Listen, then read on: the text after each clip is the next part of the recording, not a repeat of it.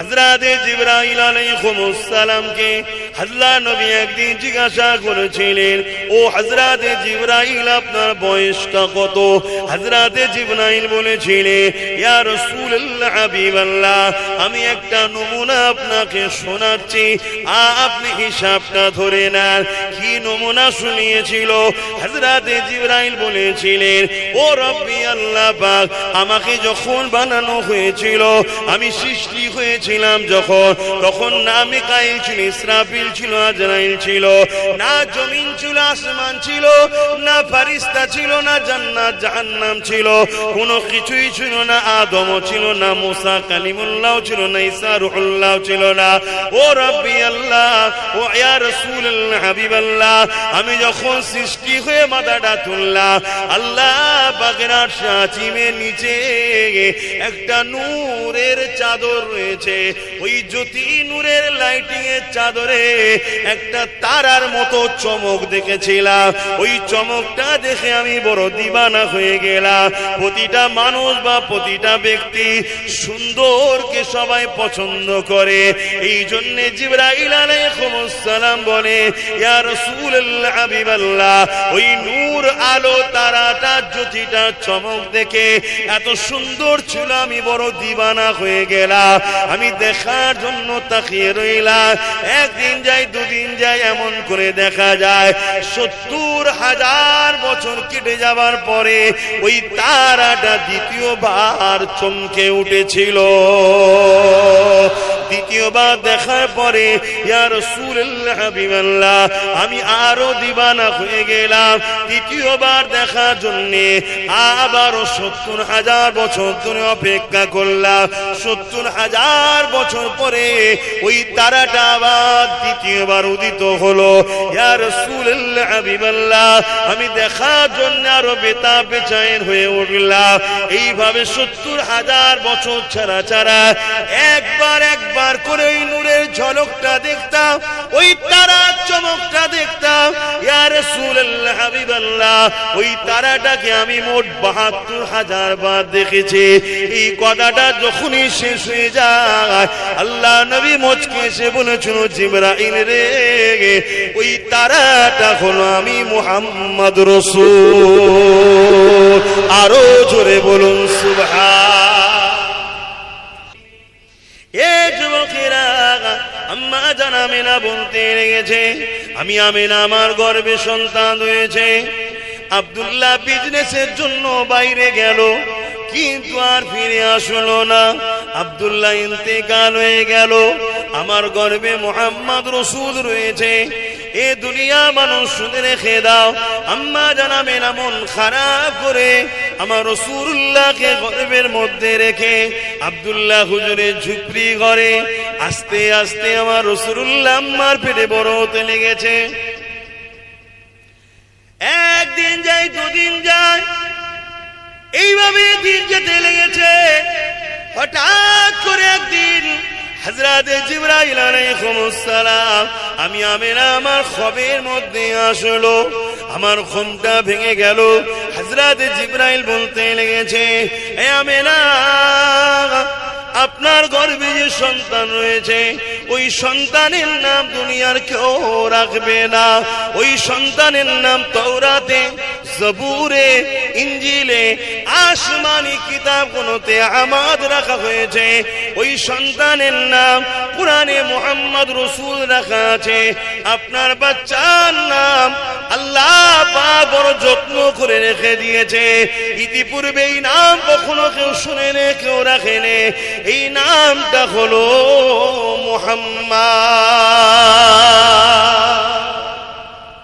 আম্মা জানা মেরা বলতে লেগেছে, আমার সময় কাছে কাছে এসে গেছে, আমার মুহাম্মদ দুনিয়া জমিনে আসবে। আমি আমিনা বড় খুশিতে রয়েছি, কারণ আমার সাথে অনেক কিছু ঘটনা ঘটতে লেগেছে। এমন করে নবী আলাইহিস সালাম রয়েছে, মুবারকবাদ দিচ্ছে, সালাম দিচ্ছে। আম্মা জান আসিয়া এসে সালাম দিয়েছে। এ যুবকেরা, তরুণেরা, যুগে যেমন করে নবী আলাইহিস সালাম দের আলিয়ারা এসে সালাম দিতে লেগেছে। হযরতে মা মারিয়াম আলাইহিস সালাম, তিনি ঈসা আলাইহিস সালামের আম্মা জান, তিনি আম্মা আমিনাকে সালাম দিয়েছে, মুবারকবাদ দিয়ে বলেছে, ও মা আমিনা, সাইয়্যিদুল মুরসালিনকে গর্ভে পেয়েছে, পৃথিবী কোটি কোটি মা এসেছে আসবে, মা আমিনারে তোমার মতো মা দ্বিতীয় কেউ হয়নি আর হবে না, কেননা দুনিয়ার সুলতানকে তুমি তোমার কপালে পেয়েছো। এইভাবে প্রশংসা করতে লেগেছে। আম্মা আমিনা বলতে লেগেছে, আমি অবাক হয়ে গেলাম। রাত আস্তে আস্তে গভীর হতে লেগেছে, আমার বাচ্চা দুনিয়া আসার সময় হচ্ছে। আমি আমিনা দেখতে লাগলাম, আমার ঘরটা আলোয় আলোকিত হয়ে গেল, কোথা থেকে নূরে জ্যোতি আলো। আমি আমিনা দেখতে লেগেছি সুন্দরী সুন্দরী রমণী গায়েবী আমার ঘরে প্রবেশ করেছে। আমি আমিনা জিজ্ঞাসা করতে লাগলাম, মা আপনারা কারা? ওই রমণীরা বলতে লাগলো, আম্মা আমিনা, আমরা দুনিয়ার কোন নারী নয়, আল্লাহর নবী আসবে তার আম্মা সেবার জন্য আল্লাহর জান্নাত থেকে এসেছি, আমরা এখন আল্লাহর জান্নাতি হো।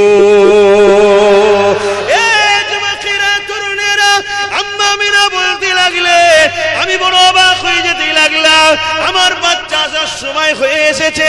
দুনিয়া অন্য নারীদের সন্তান থাকলে মায়ের পেটটা বড় হয়ে যায়, আমার গর্ভ কখনো বড় হয়নি। এবং দুনিয়ার মায়েদের ব্যথা যন্ত্রণা বাড়ে, ব্যথা যদি না হয় মা বড় পেরেশান হয়ে যায়, বাচ্চা মনে হয় বাঁচবে না, এই চিন্তা ডাক্তারও পড়ে যায়। কিন্তু আমার সময় এসে গেছে, কোনো ব্যথা যন্ত্রণা কোনো দিনের জন্য হয়নি। অন্যান্য মায়েরা সন্তানকে গর্ভে রাখলে মায়েদের বড় কষ্ট হয় চলাফেরা করতে, আম্মা আমিনা বলতে লেগেছে কোনো দিনের জন্য আমার দয়ার বাচ্চা আমি আমিনাকে কষ্ট কি বুঝতে দেয়নি। আম্মা আমিনা বলে, আমি আমিনা আমার গর্ভ থেকে দুনিয়ায় একটা নূর এসেছে।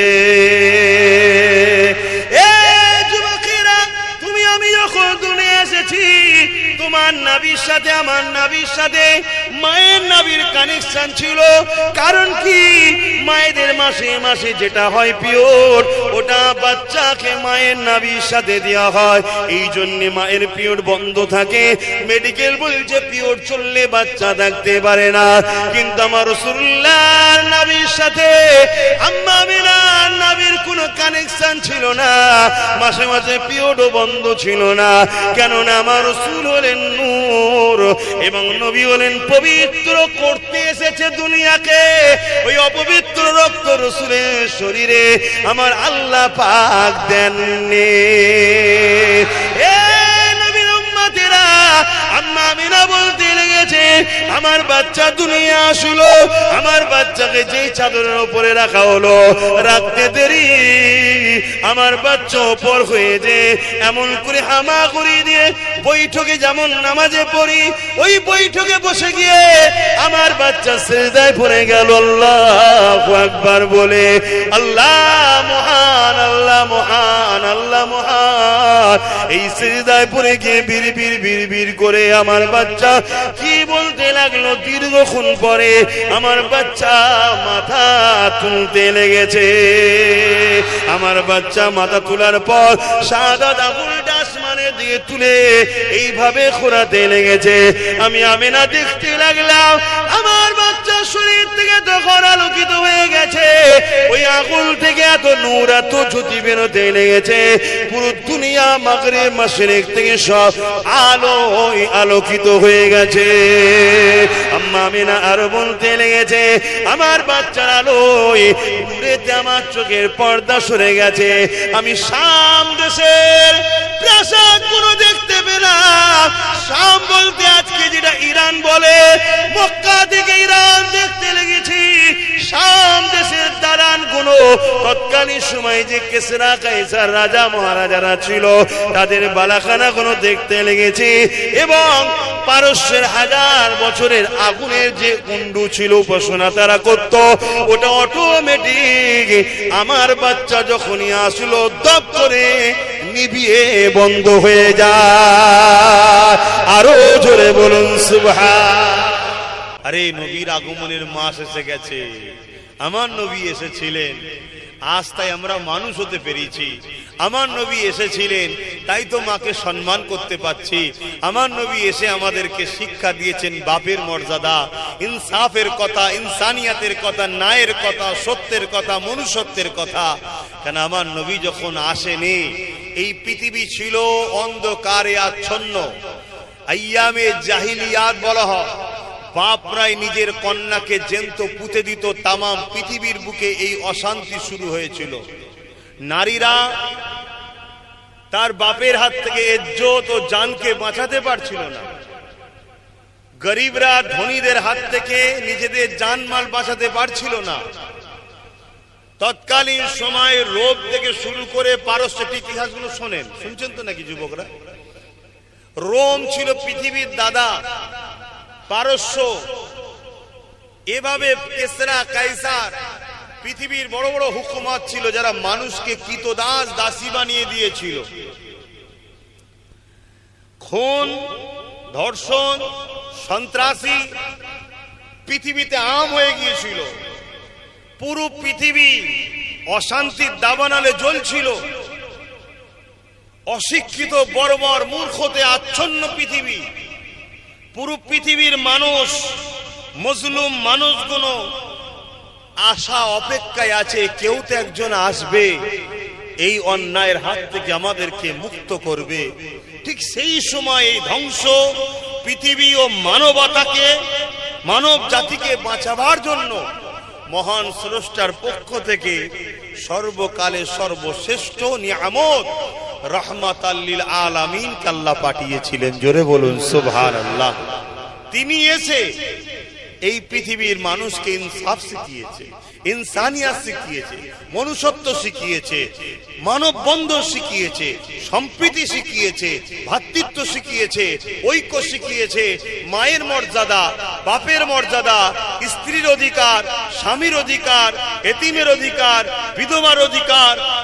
এইভাবে পুরো পৃথিবীর বুকে অন্যায়, অত্যাচার, জুলুম, সন্ত্রাসীকে খতম করে আমার দয়ার নবী সাম্য, শান্তি প্রতিষ্ঠিত করেছিলেন। জোরে বলুন সুবহানাল্লাহ।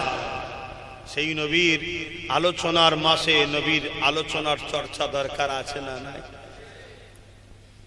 আল্লাহ কোরআনে বলছে তোমরা আলোচনা করো। আর কারো কথা প্রয়োজন আছে?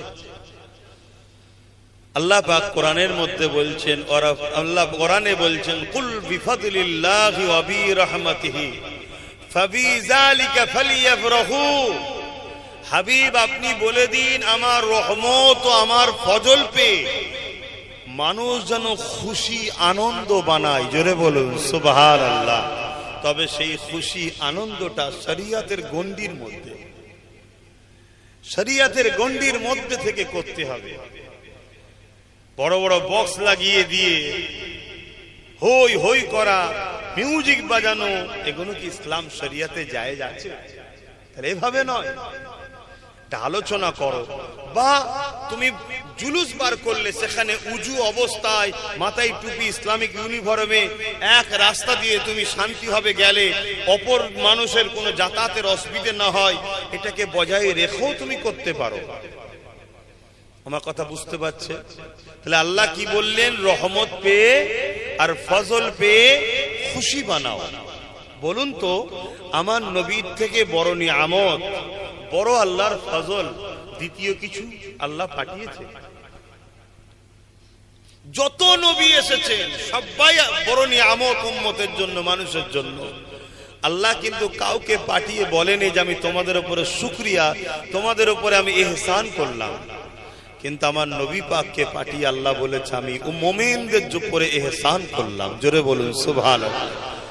আল্লাহ যে আমাদের উপরে ইহসান করেছে, এই ইহসানের শুকরিয়া আদায় করা দরকার আছে না নাই? শুকরিয়া অনেক ভাবে হয়। নিজের মনে মনে শুকরিয়া আদায় করা যায়, দু চারজনকে নিয়েও করা যায়। কিন্তু আল্লাহ বলছেন আমার হাবিবকে পেয়ে তোমরা খুব চর্চা করো, খুব খুশি বানাও। তার মানে এটা মনে মনের ব্যাপার নয়, এটা তোমাকে প্রচার প্রসারের মাধ্যম দিয়ে শুকরিয়া আদায় করতে হবে। জোরে বলুন সুবহানাল্লাহ।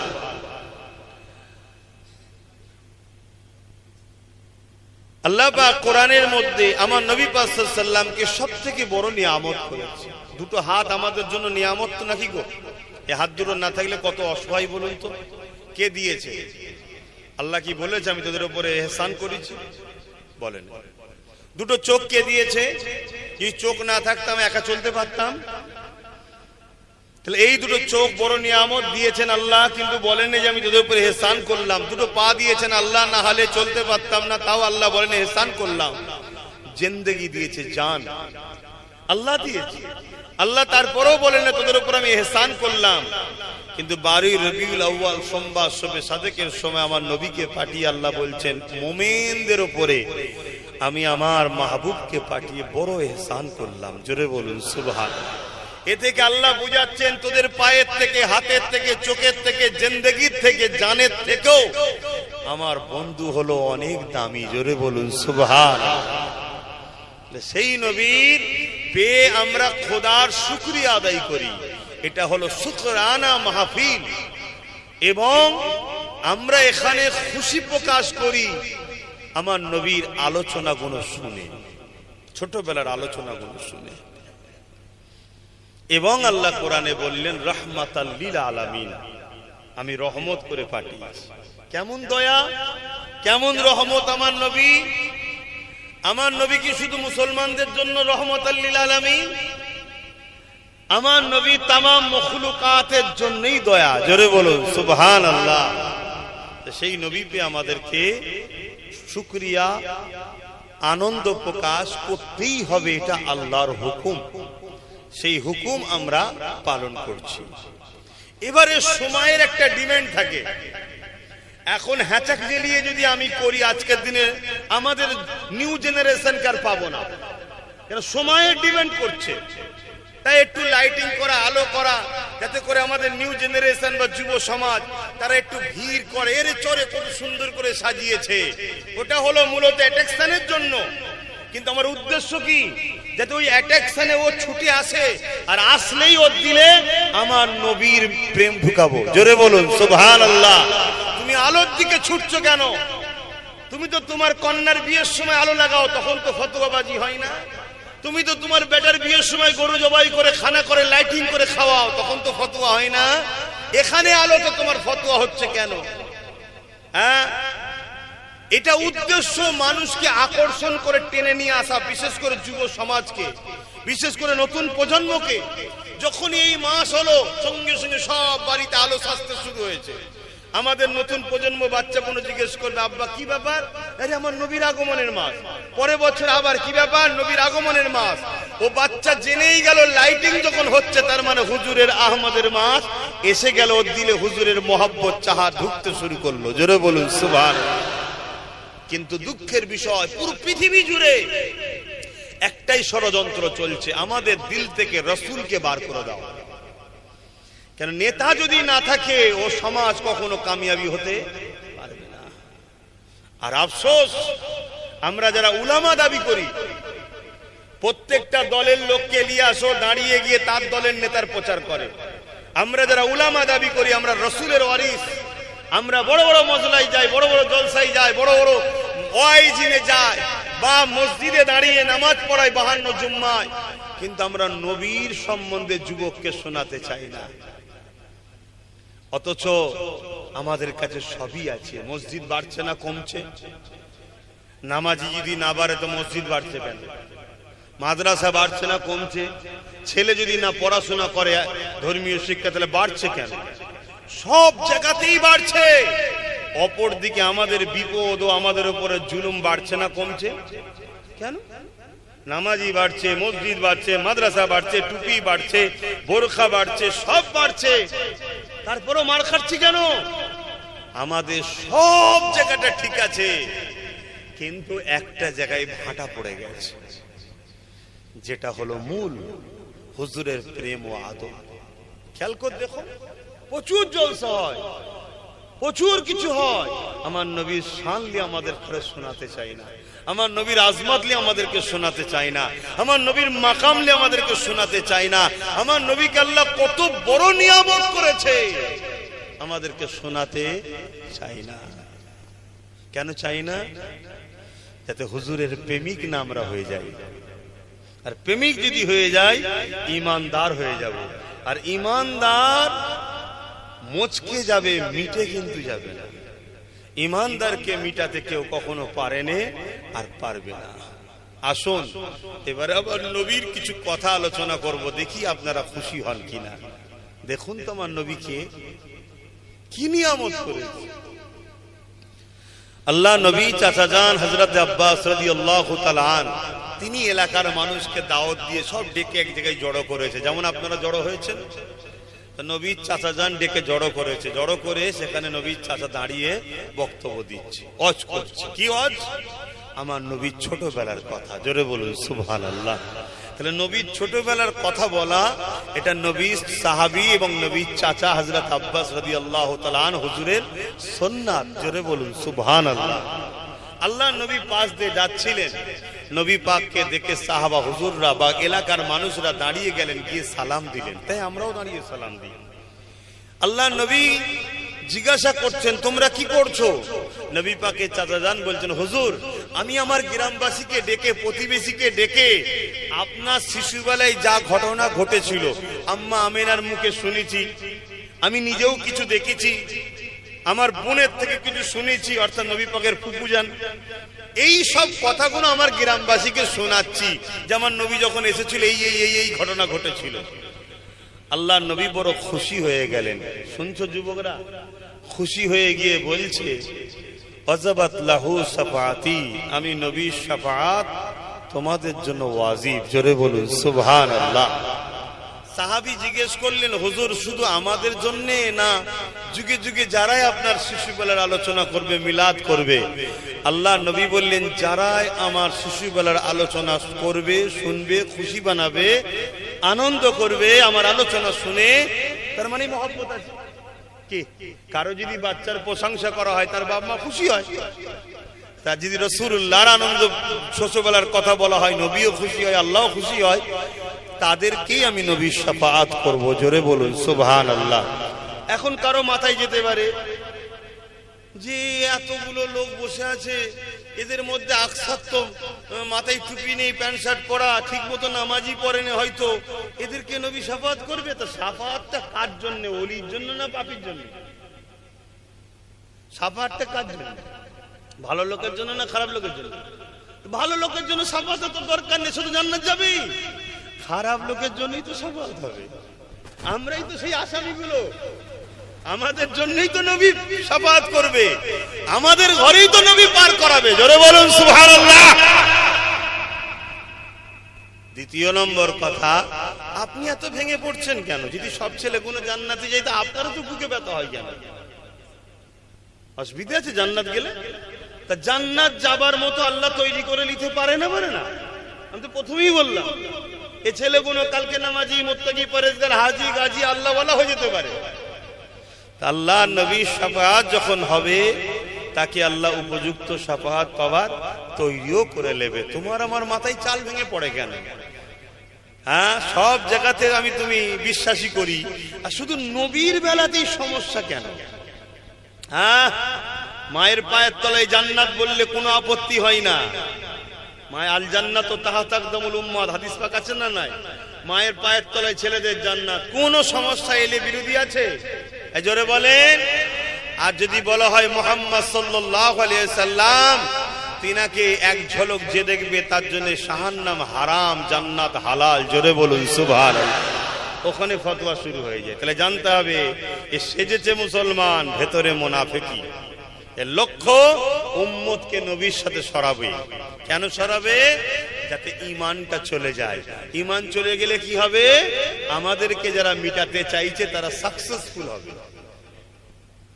কোন দেশে পরমাণবিক শক্তি আছে? আমার ভাই বুঝছেন তো নাকি? অনেকে বিরক্ত হচ্ছেন নাকি? আমি টান দেবো, চিন্তা করছেন কেন?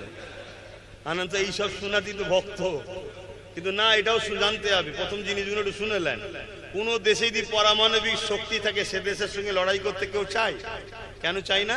এই পারমাণবিক শক্তি আছে, মেরে দিলেই বই শেষ, তাই তো নাকি? পারমাণবিক শক্তিটা কি? এটা মানুষ তৈরি করেছে। তা মানুষ তৈরি করেছে, তার যদি এত শক্তি হয়, তাহলে বলুন, যার দিলে ঈমান আছে তার সাহায্যকারী আল্লাহ, আল্লাহর শক্তি বেশি না পারমাণবিক বোমের শক্তি বেশি?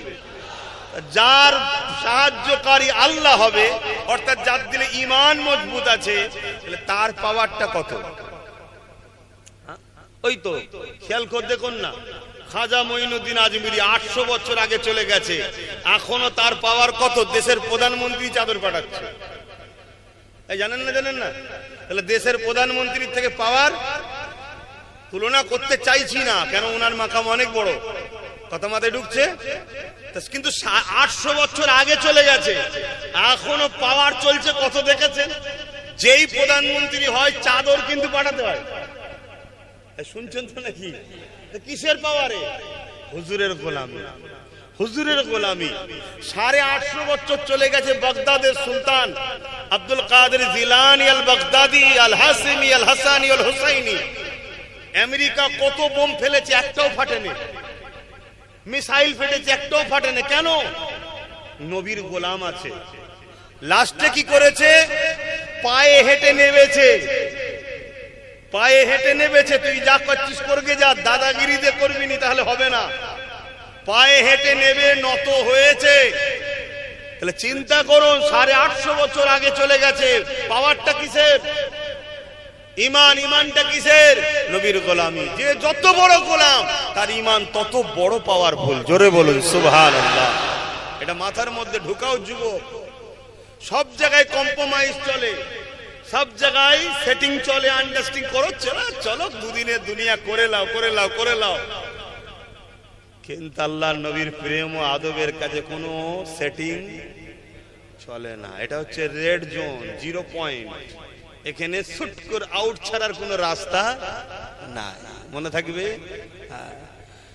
আল্লাহ নবী চাচাজান হযরত আব্বাস রাদিয়াল্লাহু তাআলা তিনি নবী পাকের শিশুবেলার আলোচনার মাহফিল বানিয়েছিলেন, যেটাকে আরবিতে বলা হয় মিলাদের মাহফিল। এই মাহফিলের আলোচনা শুনে আমরা বড় আনন্দিত হই, এই জন্য বলা হয় ঈদে মিলাদুন নবীর মাহফিল। এ যুবকেরা, আমি জানতে চাই আমার নবী পাকের আগমনে আমরা খুশি না বেজার? খুশিটাই তো আরবিতে বলা হয় ঈদ, কিন্তু আমাদেরকে ঘাবড়ে দেয়। ঈদ তো দুটো, তাই তো নাকি গো? একটা ঈদুল আজহা, একটা ঈদুল ফিতর। এই দুটো ঈদ বলে না। জুম্মার দিনটা ঈদ নয়, ওটা তো সপ্তাহের ঈদ। আর ওটা রোজার ঈদ, ওটা কুরবানির ঈদ। আর রবিউল আউয়াল হলো সমস্ত ঈদের আব্বাজান ঈদ। বুঝতে পারছেন তো নাকি? সব ঈদের ঈদ। কেন রবিউল আউয়াল না হলে দুনিয়াই হতো না। আমার নবীকে না সৃষ্টি করলে, না পাঠালে আল্লাহ কিছু করতেন? আমার নবী যদি না আসতেন কোরবানি আমরা পেতাম? আমার নবী যদি না আসতেন, যে আল্লাহ যদি না বানাতেন, ইব্রাহিম নবীকে বানাতেন, তাহলে সব কিছুর গার্জেন ঈদ হলো রবিউল আউয়াল শরীফ। তাহলে এই দিনটা আমরা সুন্দর করে যেমন সব ঈদের সাজগুজ করি, ঘর পরিষ্কার করি, করেন তো নাকি? সেইটা করতে হবে, যাতে করে আপনাকে দেখে আপনার বাচ্চা প্রশ্ন করে, আব্বা আজকে কেন, আজকে কেন? যেমন কুরবানির ঈদে জিজ্ঞেস করতে হয় না, ছেলে জেনে গেছে। রোজার ঈদেও ছেলে জেনে গেছে, ভোরবেলা উঠে পড়ছে, নামাজ পড়তে যাবো, ঈদের নামাজ। এইটাও যেন আপনার বাচ্চার সিনাতে গাঁথে, তবে ওই দুটো বাঁচবে। আর এইটাকে যদি ভুলিয়ে দিতে পারে, ওই দুটো অটোমেটিক। এটা ইসলাম বিদ্বেষীদের প্ল্যান, নবীকে ভুলিয়ে দাও। আর একটুখানি আগিয়ে চলে, আল্লাহ নবী প্রতি সোমবার দিন রোজা রাখতেন। সাহাবা হুজুরা জিজ্ঞাসা করেছিলেন, ইয়া রাসূলুল্লাহ, হাবিবাল্লাহ, আপনি সোমবার দিন কেন রোজা রাখেন? আল্লাহ নবী বলেছিলেন, এ বাবা সাহাবারা, এই সোমবার দিনটা হলো আমার মিলাদের দিন, আমার মৌলুদের দিন। এই দিনেতে আমি দুনিয়া জমিনে এসেছিলাম, এই জন্য আমি শুকরানা এই দিনে আমি রোজা রেখে থাকি। একবার এসেছেন, একটা রোজা রাখলি তো হতো না, প্রতি সোমবারই রাখি। আল্লাহ নবী 40 বছর বয়স হয়ে গেল, নবী আমার নবুয়তের ডিউটিতে কাজে জয়েন্ট হয়ে গেলেন। এখানে একটা কথা আপনাদেরকে জানিয়ে দিই, আমাদের সমাজে একদল মানুষ প্রচার করে বেড়ায় নবী নাকি 40 বছর বয়সে নবী হয়েছে। নাউযুবিল্লাহ মিন জালিক। এই আকীদা ধারণ করলে ঈমান চলে যাবে, ঈমান চলে গেলে আমাদের পাওয়ার শেষ হয়ে যাবে, জালিমরা আমাদেরকে মিটিয়ে দেবে। আমার নবী পাক 40 বছর বয়সে নবী হয়নি, আমার নবী পাক 40 বছর বয়সে নবুয়াতের কাজ শুরু করেছে।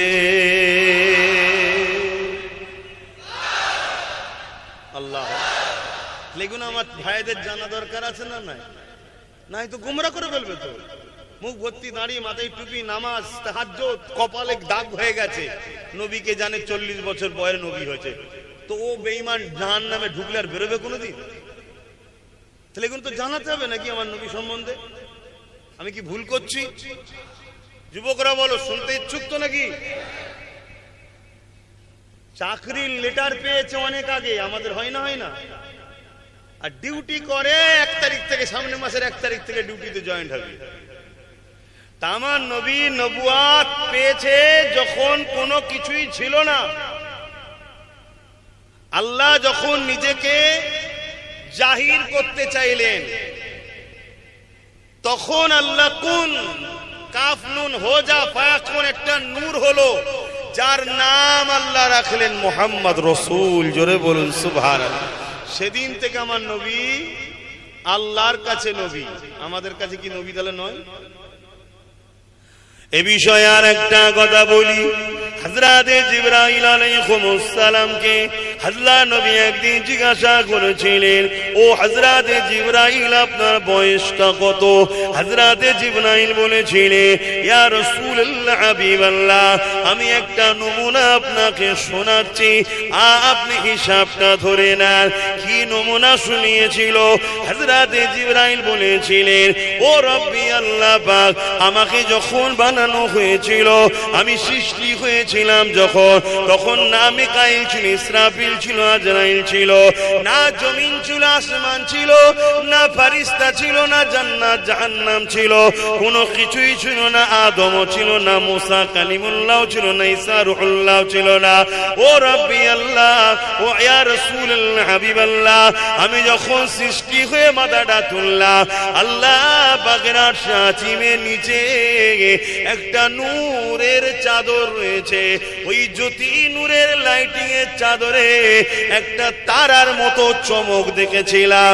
ওই চমকটা দেখে আমি বড় দিবানা হয়ে গেলাম।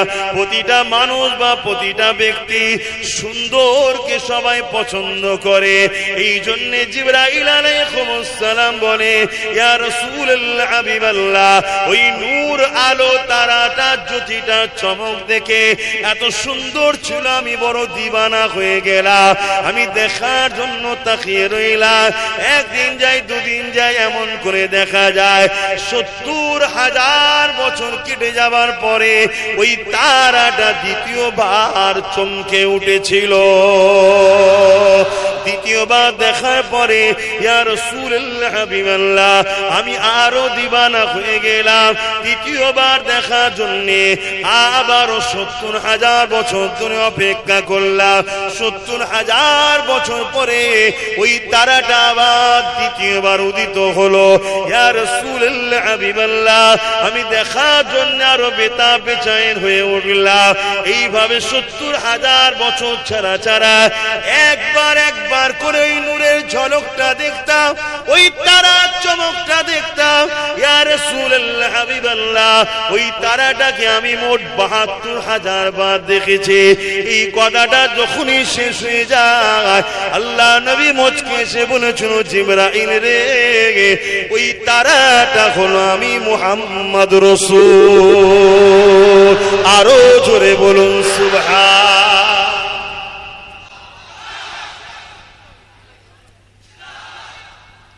আল্লাহু আকবার। আমার স্লোগান কেউ মাহফিলে দেবে না, ওই রাস্তায় পর্যন্ত ঠিক ছিল। এই মাহফিল হলো আমার হুজুরের। আমি এমন কোন লাট সাহেব নয় যে হুজুরের মাহফিল আমার প্রশংসা করতে হবে। আমি হুজুরের একটা চাকর, গোলাম। আমি তো আরো খুশি হই কেউ যদি আমাকে বলে হুজুরের দরবারের পাহারাদার কুকুর, আমি তো আরো খুশি হব। তাহলে আপনি হয়তো শুনবেন আশরাফুল মখলুকাত হয়ে কুকুরের কথা বললেন, আরে মানুষ হলো কুকুরের থেকেও নিকৃষ্ট।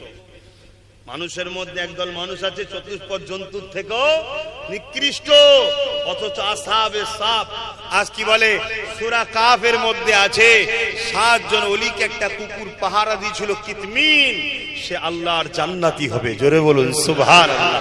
আল্লাহ ঘোষণা করে দিয়েছে জান্নাতি, তাকে আল্লাহ পাক পবিত্র করে দিয়েছে, সে কুকুরটা নাপাক নয়। কথা মাথায় ঢুকলো? তাহলে 7 জন ওলিকে ভালোবেসে যদি জান্নাত যাওয়া যেতে পারে, আরে ওলি তো সে হয় যে মুহাম্মদ রাসূলের উপরে ঈমান আনে, মুহাব্বত করে। জোরে বলুন সুবহানাল্লাহ। তো যাই হোক, আমার স্লোগান দেবেন না, হুজুরের স্লোগান দেন।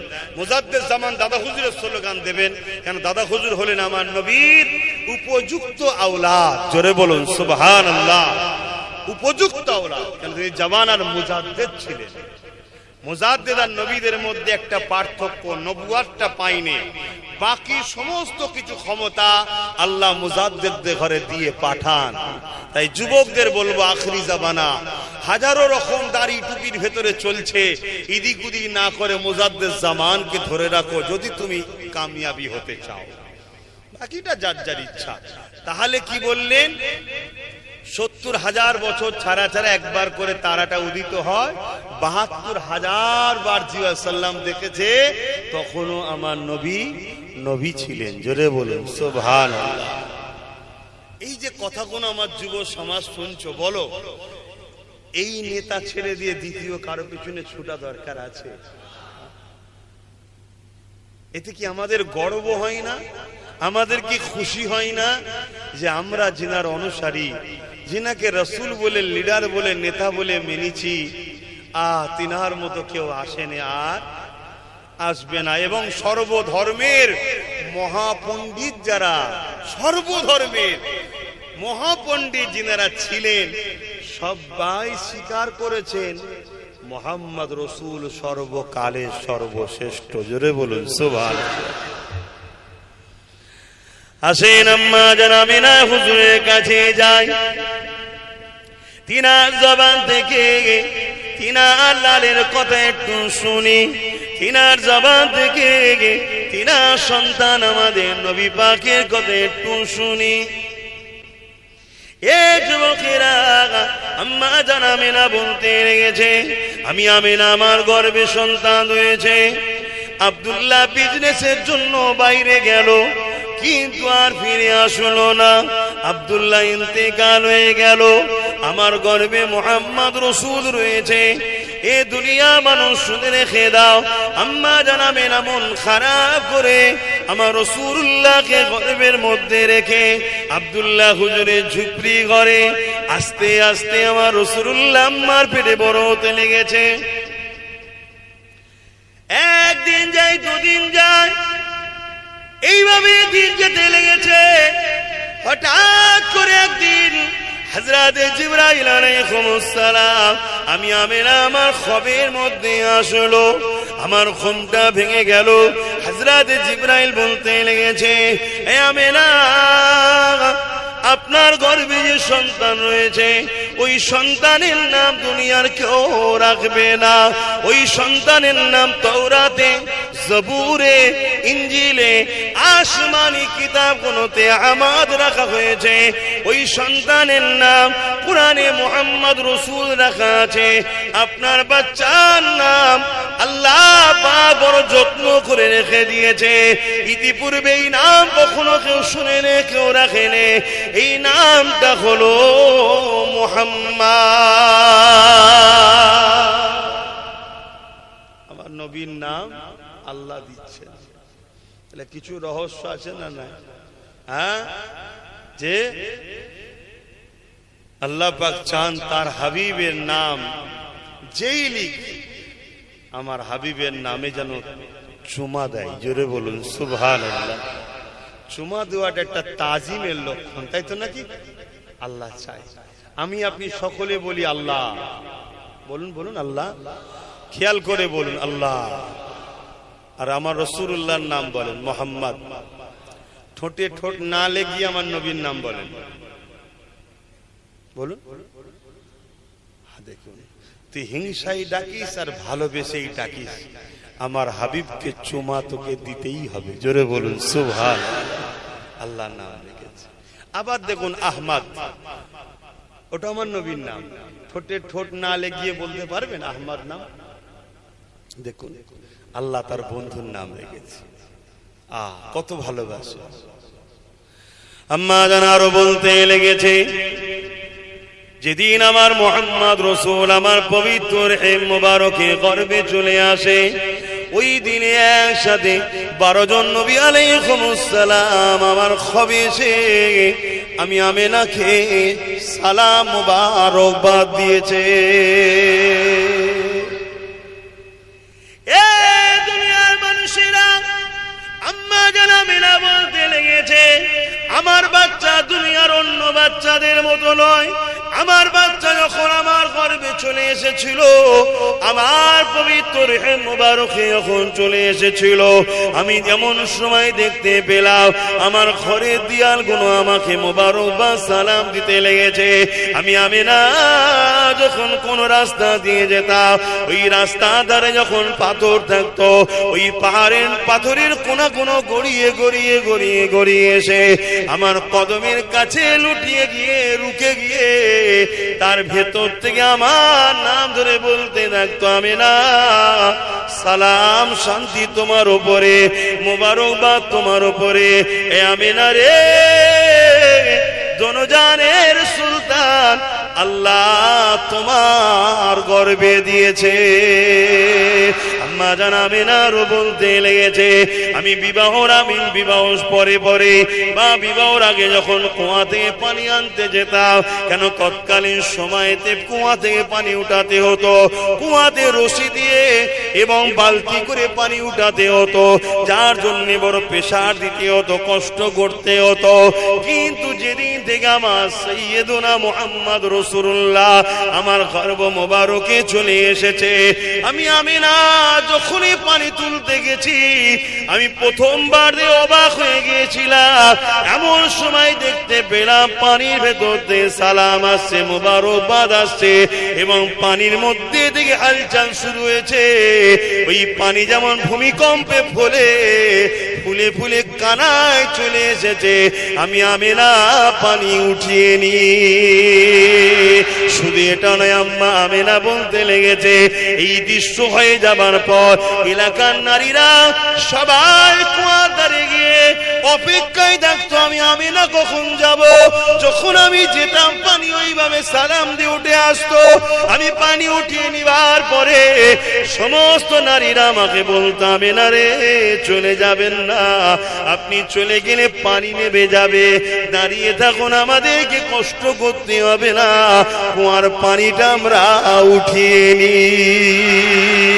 আরো জোরে বলুন সুবহান। বলো আমার নবীর এই কথাগুলো শুনে তোমাদের মধ্যে একটা আনন্দ আসছে, হ্যাঁ কি না? কার কার আসছে একটু আল্লাহকে সাক্ষী রেখে হাত তুলে বলো তো। শুকরিয়া আদায় করে আল্লাহর নামে জয়গান দাও। নারে তাকবীর, নারে দিবার, নারে দিবার।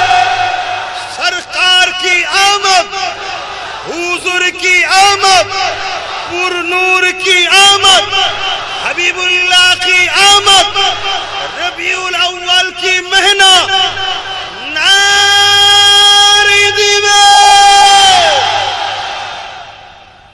গোস্তাগে রাসূলদের জলে জলুক গে যাক, আমরা হুজুরকে নিয়েই আছি থাকবো। বলুন ইনশাআল্লাহ। তাহলে একটা জীবনী যখন তৈরি হবে, হুজুরের ছোটবেলার আলোচনাটা বাদ দিয়ে হবে নাকি? ছোটবেলার আলোচনার মাহফিলকে কি বলা হয়? মিলাদের মাহফিল। বলুন কি বলা হয়? মিলাদের মাহফিল। নবী নূরলে যেখানে আলোচনা হয় নূরিয়াতের মাহফিল। খতমে নবুয়াত নিয়ে আলোচনা হলে খতমে নবুয়াতের মাহফিল। হুজুরের সূরাত নিয়ে আলোচনা হলে সূরাতুন নবীর মাহফিল। আখলাক নিয়ে আলোচনা হলে আখলাকুন নবীর মাহফিল। কথা বুঝে আসছে? এই মাসটাই এলে নবীর গোলামরা আহলে সুন্নাত ওয়াল জামাআতের আকীদার মানুষেরা তারা কি করে? নবীর ছোটবেলার আলোচনা করে। জোরে বলুন সুবহানাল্লাহ। আর একটু খালি আগিয়ে যান, আল্লাহ নবীর দাদা যান হযরত আব্দুল মুত্তালিব, যিনি মক্কা শরীফের সর্দার ছিলেন, কাবার দায়িত্ব ছিল এবং পুরো মক্কা তিনি সর্দার ছিলেন। আবরাহা রাজা যখন কাবা শরীফকে ভাঙতে এসেছিল, আব্দুল মুত্তালিব হুজুরের ইতিহাস তো আপনারা সবাই জানেন। নবীর দাদার তো 5 মিনিটে দুটো কথা বলবো। কি নবীর দাদার কথা তো শোনেন নাকি? দুটো কথা বলি। আরে কি না বলবেন তো, না গরমে কষ্ট হচ্ছে? আরে হুজুরের মহব্বত থাকলে গরম কেন? পুলসিরাতের উপর দিয়ে পার হবে, বুঝতেও পারবে না। তলায় জাহান্নামের আগুন দাউ দাউ করে জ্বলছে। যখন নবীর আশিকরা পার হবে, জাহান্নাম চিৎকার দিয়ে বলবে, আল্লাহ, যাদের দিলে আপনারও আপনার হাবিবের প্রেমের আগুন অর্থাৎ ঈমানের আগুন জ্বলছে, এদেরকে তাড়াতাড়ি পার করান আল্লাহ। জোরে বলুন সুবহানাল্লাহ। সেই দিলে বাতি জ্বালাও, সেই ঈমানি জোশ জ্বালাও। আজ আমরা বিভিন্ন জায়গায় উঠা বসা করি, যেসব জায়গায় উঠা বসা করলে আল্লাহ অখুশি হয় তাও আমরা চলে যাই, আর যে জায়গায় বললে আল্লাহ খুশি হবে সে জায়গা থেকে আমরা দূরে এখানে চলে যাই। এটা ভাবতে হবে। আমার নবী পাকে দাদা জান হযরত আব্দুল মুত্তালিব মক্কা শরীফের সর্দার ছিল, তিনার দায়িত্বে কাবা শরীফ ছিল। এই সময় আবরাহা বাদশা কাবা শরীফকে ভাঙতে এসেছিল। আবরাহা বাদশা ধর্মের দিকে একজন খ্রিস্টান ছিল, সে বড় অহংকারী বাদশা ছিল। আল্লাহর কাবাতে মানুষের এই ভিড়টা দেখে তার সহ্য হতো না, তাই সে কাবাকে ভাঙতে চেয়েছে। আজ যেমন আমাদের সমাজে একদল অহংকারী নেতা বেরিয়েছে, তারা ইসলামের উপরে রাগ দেখিয়ে মসজিদ মাদ্রাসাকে ভাঙতে চাইছে। কি আছেন না? কিন্তু এই জালিমরা জানে না এদের ধ্বংস কিভাবে হবে। আল্লাহ যদি দেখাই দেখবো ইনশাআল্লাহ। এই নওজওয়ানেরা আবরাহা বাদশা বিশাল সৈন্যবাহিনী নিয়ে আল্লাহর কাবাকে ভাঙার জন্য আগিয়ে এসেছে। আর এমন করে মক্কা থেকে কিছুটা দূরে একটা জায়গাতে তাবু গেড়েছে। যুদ্ধ তো শুধু এমনি এমনি করলে হয় না, একটা তো কোনো প্ল্যান পরিকল্পনার দরকার হয়। পায়ের উপরে উপজে পা দিয়ে তো ঝগড়া করা যায় না, একটা তো কোনো সূত্রপাতের দরকার হয়। তাই আবরাহা বাদশা অপেক্ষা করতে লেগেছে, কোন একটা বাহানা যদি পাওয়া যায়, ওই বাহানাতে আমরা মক্কার উপরে হামলা করে দেবো, কাবাকে আমরা ভেঙে দেবো। কিন্তু কোন রকম ভাবে সুযোগ মক্কা থেকে কেউ দিতেছে না, কেননা কাবাকে পেয়ে মক্কা মানুষদের মধ্যে একটা ফখর ছিল, গর্ব ছিল। এই পৃথিবীর কোন শক্তিকে তারা কোনো তোয়াক্কা করতো না। এ যুবকেরা আবরাহা বাদশা প্ল্যান পরিকল্পনা করলো, মক্কার মানুষের উটগুলো বিভিন্ন জায়গায় ঘুরে ঘুরে বেরিয়ে খেত। ওই উটগুলোকে বন্দী করার জন্য হুকুম করলো। ওই উটেদের মধ্যে থেকে 200 উট ছিল, রাসূলুল্লাহ দাদা জানে, সবগুলোকে বন্দী করে ফেললো। এ যুবকেরা, তরুণেরা, বাপেরা, এই সময় খবরটা মেসেজটা চলে গেল। এই মেসেজ যাওয়ার পরও মক্কার মানুষেরা কোন রকম ভাবে আবরাহার কাছে যায়নি, আর উটেরও কোনো দাবি করেনি, বা যুদ্ধের জন্য বা ঝগড়া করার কোনো পরিকল্পনা করেনি। এটা দেখে আবরাহা আরো চিন্তিত হয়ে একটা দূত পাঠালো।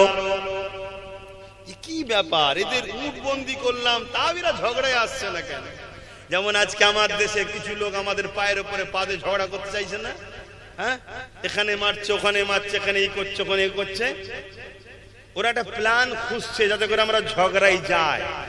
আর ওরা ভাবছে এই সময় আমাদের হাতে ক্ষমতা আছে, ঝগড়া আসলে পুলিশ আমাদের, মিলিটারি আমাদের সাইজ করে দেবো। কথা বুঝছেন না, বোঝেন না? এই জন্য একটা ইস্যু খুঁজছে। আরে এত চেষ্টা করছে, তাও আমরা গুরুত্ব দিইনি। গুরুত্ব দিচ্ছি নাকি? আমরা ঝগড়ায় যাচ্ছি নি, কিন্তু ওদের হুঁশ নাই, ওদের হুঁশ নাই। বিগত দিন যারাই পাগলামি করেছে, পাগলামি ঠান্ডা আল্লাহ করে দিয়েছে। কথা বুঝছেন তো নাকি? তো ওইরকম আবরাহাও তো এত কিছু করেও দেখছে কিছু হয়নি, লাস্টে একটা দূত পাঠিয়েছে। রসুলের দাদার কাছে, সর্দারের কাছে যাও। তো মক্কা এসে জিজ্ঞেস করছে সর্দার কে আছে? একজন বলল আমাদের সর্দার হলো আব্দুল মোতালেব, তা আমার কাছে, তেনার কাছে একটু নিয়ে চলো। তা আমার রসুলের দাদার কাছে নিয়ে আসছে। আবরাহা বাদশার পক্ষ থেকে পিয়ন এসছে, দূত এসেছে। দরজা খুলেছে, রসুল্লাহ দাদা সিংহাসনে চেয়ারে বসে আছে, সর্দার যেমন বসে থাকে। তো রসুলের দাদার দিকে যেই চেয়েছে, ওই আবরাহা বাদশার দূতটা রসুল্লাহ দাদাকে সেজদায় পড়ে গেছে। সেই সময়েতে, আগেকার সময়েতে বাদশাদের ঘরে তাজিমি সেজদা করা হতো। আমার নবী এই সেজদাটাকে হারাম করে দিয়েছে। তার আগে সব জায়েজ ছিল, কথা মাথায় শুনছেন, তাজিমি সেজদা করতেন। কিন্তু রাসূলের পাক সাল্লাল্লাহু আলাইহি ওয়াসাল্লামের দাদা তিনিও বলেছিলেন, ওঠো, মাথা আল্লাহ ছাড়া কারো কাছে নত করো না। জোরে বলুন সুবহানাল্লাহ। এ থেকে প্রমাণ রাসূলুল্লাহর দাদাও ছিলেন এক আল্লাহর বিশ্বাসী, জান্নাতি। জোরে বলুন সুবহানাল্লাহ। এখন আমাদের সমাজের কিছু মানুষ বেরিয়েছে নবীর আব্বা আম্মাকেও জান্নাতি বলতে সন্দেহ করে। আপনারা কি তাদের দিকে নাকি? এরকম থাকবে রে বাবা, মুনাফিক বেঈমান এরকম থাকবে। এটাই তো আমাদের ইমানের পরীক্ষা। আল্লাহ তাদেরকে রেখেছে আমাদের পরীক্ষা নেবার জন্য। কথা বুঝে আসছে? তো সেই জায়গাতে রসুলের দাদার সঙ্গে খুব সম্মানে কথা বলছে যে আমাদের বাদশা আবরাহা পাঠিয়েছে, আমরা কাবা ঘরকে ভাঙবো, আপনারা যদি বিরোধী না করেন কিছু বলবো না। যেমন আমাদের এখানে সব এখন বলছে আমরা দেশটাকে লুটবো, বিরোধী করবি না, কিছু বলবো না। বলছে না, বলেন? এদের টার্গেট তো দেশকে শেষ করবো, এদের টার্গেট কিন্তু দেশকে লুটবো। আর এরা জানে দেশকে লুটতে গিয়ে সব থেকে বড় বাধার সম্মুখীন হব মুসলমানদের। কারণ ইতিহাস বলছে এ দেশের জন্য সবাই জান দিয়েছে, কিন্তু ইন্ডিয়া গেট প্রমাণ দিচ্ছে 65% মুসলমান জীবন দিয়েছে। তাই আজকেও যারা দেশকে লুটছে ব্রিটিশদের স্টাইলে, তারাও জানে যে দেশকে লুটতে গিয়ে সবচেয়ে বড় বিরোধী আমাদের হয়ে দাঁড়াবে মুসলমান। তাই সব থেকে বেশি আমাদেরকে মারছে, আমাদের উপরে জুলুমটা বেশি হচ্ছে। ঠিক তো নাকি? কিন্তু আলহামদুলিল্লাহ নবীর গোলামরা একটা আওয়াজ দেবেন, সাক্ষী দেবো, দেশের জন্য যদি আবারও কোটি কোটি মুসলমানদের জীবন লাগে আমরা দিতে রাজি আছি না নাই? আরো চিৎকার দিয়ে হাত তুলে সাক্ষী দেন, রাজি আছি না নাই? কেন রাজি আছি? এক, আমাদের মনুষ্যত্ব হচ্ছে দেশ, আমাদের দেশকে ভালোবাসবো। দ্বিতীয় হচ্ছে আমার নবীর সুন্নাত হলো দেশকে ভালোবাসা। জোরে বলুন সুবহানাল্লাহ। আমার নবীর দেশ ছিল মক্কা, নবী মক্কাকে ভালোবেসেছে। তা আমাদের দেশ হলো ভারতবর্ষ, আমরা ভারতকে ভালোবাসছি, ভালোবাসবো যতদিন নিঃশ্বাস চলবে। এবং নতুন প্রজন্ম ছেলেদেরকেও শিখাবো যে নেতা গাদ্দার হতে পারে, দেশ কিন্তু আমাদের ছিল, আছে, থাকবে। নেতার সঙ্গে লড়াই করি, দেশের সঙ্গে নয়। তাই তো নাকি? এ শিক্ষা দেবে। বীজখানে একটু দেশের কথা বললাম, কারো আর অ্যালার্জি হলো না তো? এটাও ধর্মের বিষয়, আমার নবী শিখিয়েছে, জানা নেই জেনে নেন। তা আবরাহা বাদশাকে পাইগম শোনাচ্ছে, রাসূলুল্লাহ দাদা বলছে তোমার বাদশাকে বলে দাও কাবা যার তার ঘর তিনি দেখবে। আমার 200 ইউনিট নিয়েছে, উটটা দিতে বলো, আমি সাইড হয়ে যাচ্ছি। কারণ রসুলের দাদা তো জানে ঘরটা কার, তো শখ মিটে যাবে, আই না কি? শখটা মিটিয়ে লাগবে। তো 200 উট, এ তো খবরটা নিয়ে গিয়ে দিয়েছে। বাদশাও বলছে এটা কি করে হয়, এটা কি করে হয়? সত্যি? হ্যাঁ। তো তিনার সঙ্গে আমার মিটিং করাও। একটা মিটিং এর ডেট ঠিক হলো। রাসূলুল্লাহ দাদা যাচ্ছে। বাদশা বড় অহংকারী। বাদশার দূত বলছে আমি তো রাসূলুল্লাহ দাদাকে দেখেছি। কে? কেন রাসূলুল্লাহ দাদার দরবারে যখনই ঢুকেছে তখনই এই আবরাহা বাদশার দূত রাসূলের দাদার কপালের দিকে তাকিয়েছে। কপালে তখন নূরে মুহাম্মদ রাসূল ছিল, তার ঝমক দেখেই সেজদায় পড়ে গেছে। জোরে বলুন সুবহানাল্লাহ। মাথা নত করে দিয়েছে। তো রাসূল পাক সাল্লাল্লাহু আলাইহি ওয়াসাল্লামের দাদার বিষয়ে ওই দূত রাজাকে বুঝাচ্ছে, আবরাহাকে, বাদশাকে। উনি কিন্তু খুব ভিআইপি মানুষ, খুব ভালো মানুষ, কোন সম্মানীয় মানুষ। রাজা তো খেপে গেল, তুই আমার খাস আর গুণ গাইছিস ওর? যেমন আমার রাজ্যে কিছু লোক আমার নওশাদের তারিফ করে, অনেকে আবার রেগে যায়, তুই আমার দলের হয়ে ওর প্রশংসা করছিস কেন? কথা বুঝে আসছে না? নাই, আরে সত্যকে তো সত্য বলতে হবে। তো সেই জায়গাতে তখন এই তারিফে আবরাহা খেপে গেছে। খেপে গিয়ে আরো অহংকার হয়ে বসছে। রাসূলুল্লাহ দাদা যেই ঢুকছে ঘরের মধ্যে, আবরাহা বাদশাহ উঠে দাঁড়াচ্ছে, জোরে বলুন সুবহানাল্লাহ। কেন? দোনো জাহানের সুলতান তখন রাসূলুল্লাহ দাদার কপাল মুবারকে রয়েছে, জোরে বলুন সুবহানাল্লাহ। তুই তো কোথাকার একটা ছোট রাজা রে, দোনো জাহানের সুলতান আসছে, তার দাদার কপালের সাথে দাঁড়াতে হবে না? হবে না? হ্যাঁ। তো যাই হোক, অনেক কথা হলো, 200 উট দিয়ে দাও, চলে যাচ্ছি, একই কথা। তারপরও আব্রাহার মধ্যে একটা ভয় রইল যে গোপনে কোনোবার প্ল্যান পরিকল্পনা করবে না তো। এক কাজ করো, আমার সৈন্য বাহিনীগুলোকে যে দেখাও। সৈন্য দেখানো হয় না? হয় না? যেমন আমার দেশে 26শে জানুয়ারি প্যারেড হয় না, সব সৈন্য বেরোই তো নাকি, কেন দেখানো হয়, দরকার আছে। বা বিভিন্ন সময় বিভিন্ন মোহরা হয়, মোহরা হয়ে আমরা দুশ্মন দেশে ঘরে দেখাই যে আমরাও কমতি নয়, সাবধানে থাকিস, সাবধানে থাকিস না, এমন চুলকে দেবো জ্বলনে থামতে পারবি না। এই জন্য দেখানো হয় না? হয় না? হ্যাঁ। তা আমিও আগামী দিন একটা জালিমদের ঘরে একটুখানি দেখাবার দরকারও আছে, ঠিক না বেঠিক গো? আমি একটা টার্গেট নিয়েছি, কলিকাতা চলো। ডেটটা এখনো করা হয়নি, বর্ষা বলে, বর্ষার পরে হবে। খবর পেলে যাওয়া দরকার আছে না নাই? হাত তুলে আল্লাহকে সাক্ষী রেখে বলুন, এই হাত 2 নম্বর নয় তো, হাত লম্বা করে বলুন। হ্যাঁ, কিন্তু শুধু যাবেন না, আরো প্রচার করবেন। গাঁটের পয়সা খরচ করে যেতে হবে, কেন আমার কাছে তোমাদের ঝাড়া পয়সা নাই। কথা বুঝে আসছে? যে চল গাড়ি পেটিয়ে দে, 500 টাকার দে দে, বিরিয়ানি দে দে, রোজ দে দে, মাঠ ভরিয়ে দে, ও পয়সা আমার কাছে আছে নাকি? আমরা সবাই যাব আমাদের জন্য। কি লাস্টের সময় এলে বলছি তো, রাসূল পাক সাল্লাল্লাহু আলাইহি ওয়াসাল্লামের দাদাকে নিয়ে যাওয়া হচ্ছে। বাদশা আবরাহা অহংকার করে বলছে, আমি যে হাতিটার উপরে বসেছিলাম ওটাকে দেখাবি? এক জঙ্গলি হাতি, বিশাল বড়, তার গর্জনে মানুষ পাগল হয়ে যাবে, ওইটাকে দেখাবি। তো রাসূল পাক সাল্লাল্লাহু আলাইহি ওয়াসাল্লামের দাদাকে নিয়ে যাওয়া হচ্ছে হাতিটাকে দেখাবে বলে। তা হাতি এখন এইদিকে মুখ করে আছে, রাসূলুল্লাহ দাদা এই দিক দিয়ে আসছে।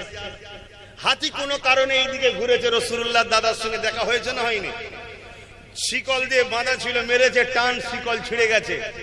রাসূলুল্লাহ দাদার দিকে তেড়ে আসছে, বাকি যারা সৈন্য ছিল ছিটকে পালাচ্ছে। রাসূলের দাদা কিন্তু লড়েনি, কেন? রাসূলের দাদা জানে আমার সাথে কে জানে। হাতি ছুটে এসে নিজের মাথাটাকে নিয়ে রাসূলের দাদার ঠোঁট দিয়ে মাথা নত করে দিয়েছে। রাসূল আরো জোরে বলুন সুবহানাল্লাহ। হাতিও দেখতে পেয়ে গেছে কামলিওয়ালাকে। যারা হুজুরকে চেনে তারা হুজুরের কদমে ইজ্জতের সাথে নত হয়ে যায়, আর যারা চেনে না ফতোয়াবাজি করে। কথা শুনছেন তো নাকি? হ্যাঁ। তো সেই জায়গাতে এই খবর বাদশার কাছে গেছে, বাদশা তো আরো চিন্তায় রেগে গেছে। পরের দিন রাসূল পাক সাল্লাল্লাহু আলাইহি ওয়াসাল্লামের দাদা সবাইকে নিয়ে মক্কার একটা পাহাড়ে গিয়ে সেখানে আশ্রয় নিয়েছে। চলো, যার ঘর তিনি ঠিক করে দেবেন, ঘর কার? আল্লাহর।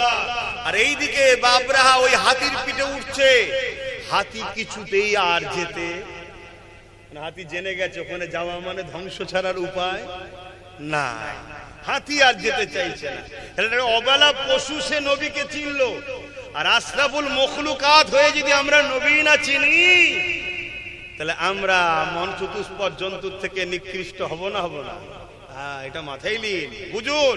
আপনি হতে পারেন ডাক্তার, হতে পারেন জজ, হতে পারেন উকিল, হতে পারেন ভিআইপি নেতা কেতা, যাই হন না কেন, পীর পীরজাদা যাই হন, মোহাম্মদ রসুলকে যদি চিনতে না পারেন, আপনার লাইফ হলো চতুষ্পদ জন্তুর থেকেও নিকৃষ্ট। শুনছেন তো নাকি? হ্যাঁ। তো ভাইয়েরা আমার, পরের দিনে যুদ্ধের জন্য, কাবা ভাঙার জন্য আসছে। আবরাহা বাদশা কাবায় ঢুকছে, দেখছে পুরো মক্কা ফাঁকা।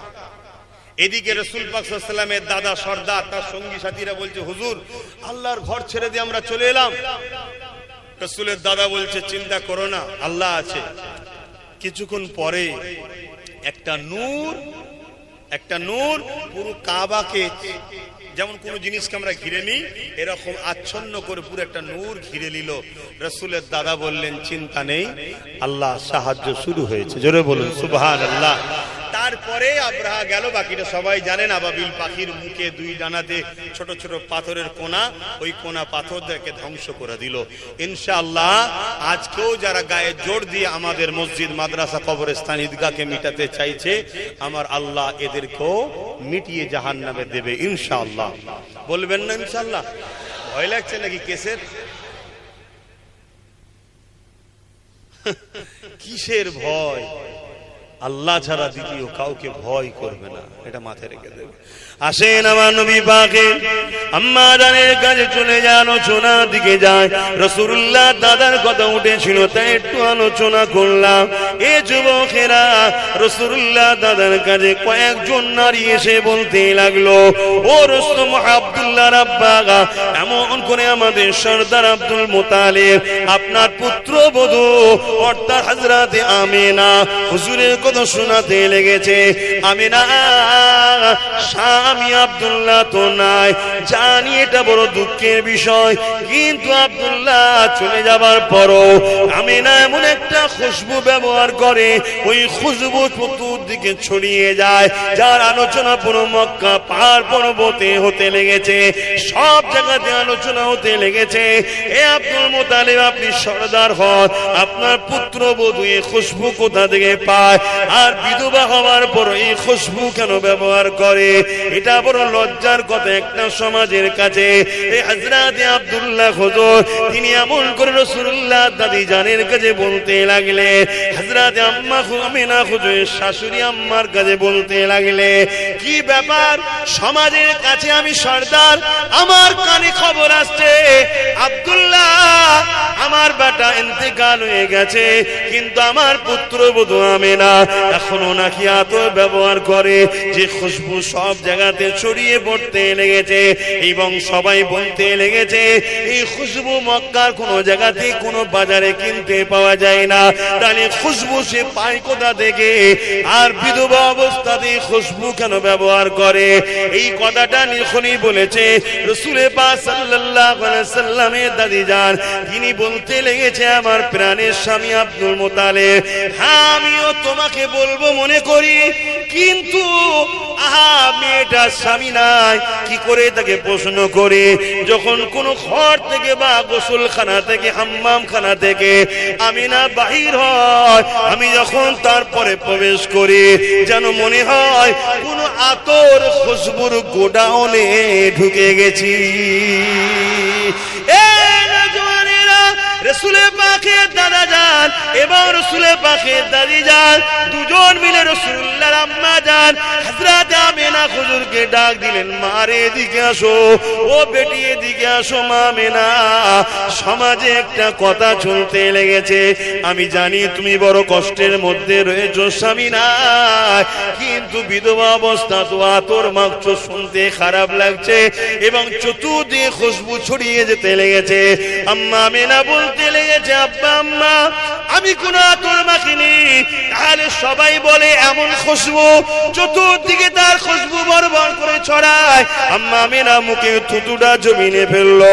হযরত আব্দুল মুতালিব দেখতে লেগেছে ওই থুতু থেকে খুশবুরের ডিব্বা খুললে যেমন ভরভর করে খুশবু বেরোয়, ওইভাবে খুশবু বেরোতে লেগেছে। আম্মা আমিনা বলতে লেগেছে, আমার আব্বা আব্দুল্লাহ মুতালিব, আম্মা জান শোনেন, আজের দিন থেকে আমার গর্ভে এই সন্তান এসেছে, ওই দিন থেকে খুশবু ছড়াচ্ছে, এটা আমিনার নয়, এই খুশবু হলো আমার গর্ভে যিনি রয়েছে তিনা। আরো জোরে বলুন সুবহান। আমার নবী হলেন খুশবু। আমার নবী কি? একদিকে নূর রহমত, আবার খুশবু। জোরে বলুন সুবহানাল্লাহ। এখানে একটা নবী পাক সাল্লাল্লাহু আলাইহি ওয়াসাল্লামের সিরাত নিয়ে, জীবনী নিয়ে আরেকটা কথা বলছি। আবু জেহেল নাম শুনেছেন তো আপনারা নাকি? একটু বলবেন তো একদিন? আরে শয়তানকেও চিনি, এটা বলতে হবে। হ্যাঁ, কিন্তু শয়তানকে চিনি এই কারণে, শয়তান নবীর বিরুদ্ধে লেগেছিল তাই। তো শয়তান বদমাইশ আবু জেহেল, তার ছেলে ছিল ইকরামা, তখন ছিল সে বাপের দিকে, তখনকার একটা ওয়াকিয়া। তখন ইকরামা আমার রাসূলকে মানে নে, নবীর উপরে কালেমা পড়ে নে। কি গো বলবো তো না, ধৈর্য হারা হয়ে যাচ্ছ। ইকরামা একদিন রাস্তা দিয়ে যাচ্ছে, অপর দিকে নূরওয়ালা কামলিওয়ালা হাবিবুল্লাহ আসছিলেন। আমার নবী পাককে দেখে ইকরামা জড়িয়ে ধরে ফেলেছে। এমনি সম্পর্কে, পাড়ার সম্পর্কে ভাই ভাই হয়, চাচতো ভাই, পাড়ার সম্পর্কে। আবু জেহেল নবীর নিজের চাচা নয়, এটা মাথায় রাখবেন। পাড়ার সম্পর্কে চাচা হয় না, রাম চাচা। তা জড়িয়ে ধরে ফেলেছে। এই খবরটা আবু জেহেলের কাছে মেসেজ চলে গেছে। আর আবু জেহেল আইন করেছিল মোহাম্মদ রসুলের কাছে যে যাবে তাকে মৃত্যুদণ্ড দেওয়া হবে। কথা শুনছে?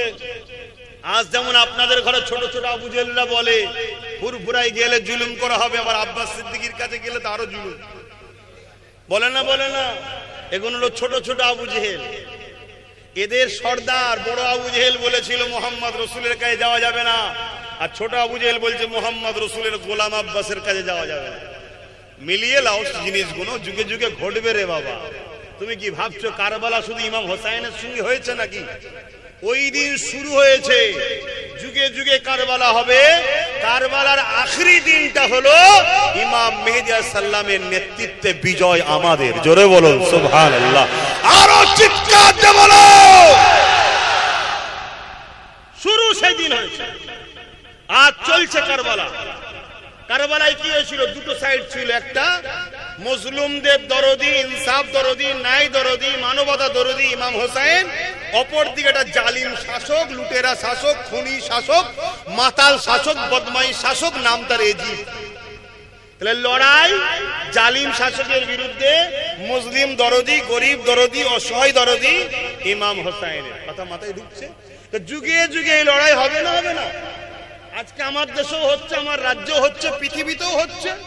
এবারে তুমি আমি কোন দিকে নিজে ঠিক করো। তুমি যদি জালিম শাসকের পক্ষে থাকার বলো হোসাইনের দিকে আছি, তুমি মুনাফিক, মৃত্যু, কাজ্জাব। আর তুমি যদি জালিম শাসকের বিরুদ্ধে থাকো, আলহামদুলিল্লাহ, অবশ্যই তুমি হোসাইনি দিকে আছো। জোরে বলুন সুবহানাল্লাহ। তুমি ঈমানদার, তোমার সঙ্গে হোসাইন হুজুরের জান্নাত হবে। জোরে বলুন সুবহানাল্লাহ। তুমি চিন্তা করছো কেন? একই জিনিস তো, একই জিনিস। পানি আমিও খাই, জালিমও খাই, অন্য মানুষও খায়।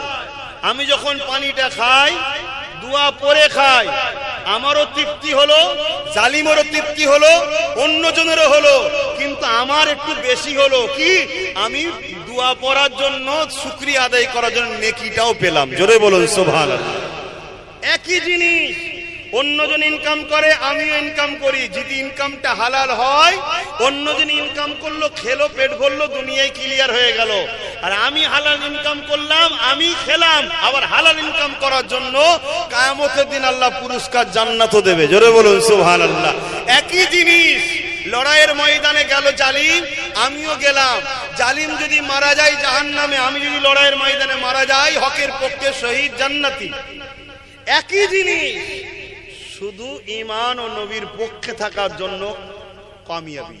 একই জিনিস, বাজার থেকে কাপড় কিনে বিবিকে দিল, অন্যজন তার স্ত্রীকে, আর আপনি নবীর উম্মত দিলেন, দিবার সময় ভাবলেন আমার নবী স্ত্রীকে ভালোবাসতে বলেছে, আপনি সুন্নাতের সওয়াব পেলেন। জোরে বলুন সুবহানাল্লাহ। শুধু নিয়তটা, কিন্তু শর্ত নবীর গোলামি। গোলামি ছাড়া তুমি যত ভালো নিয়তি করো, ঈমান না থাকলে কিচ্ছু হবে না। তো যাকে অন্যদিকে চলে যাচ্ছে, ইকরামার কথা একটু বলে দিই, কারণ এটাতে আমার যুবকদের জন্য একটা ভালো নসিহত আছে। ইকরামা ইসলাম কবুল করেনি বাপের দিকে, আবু জেহেলের দিকে।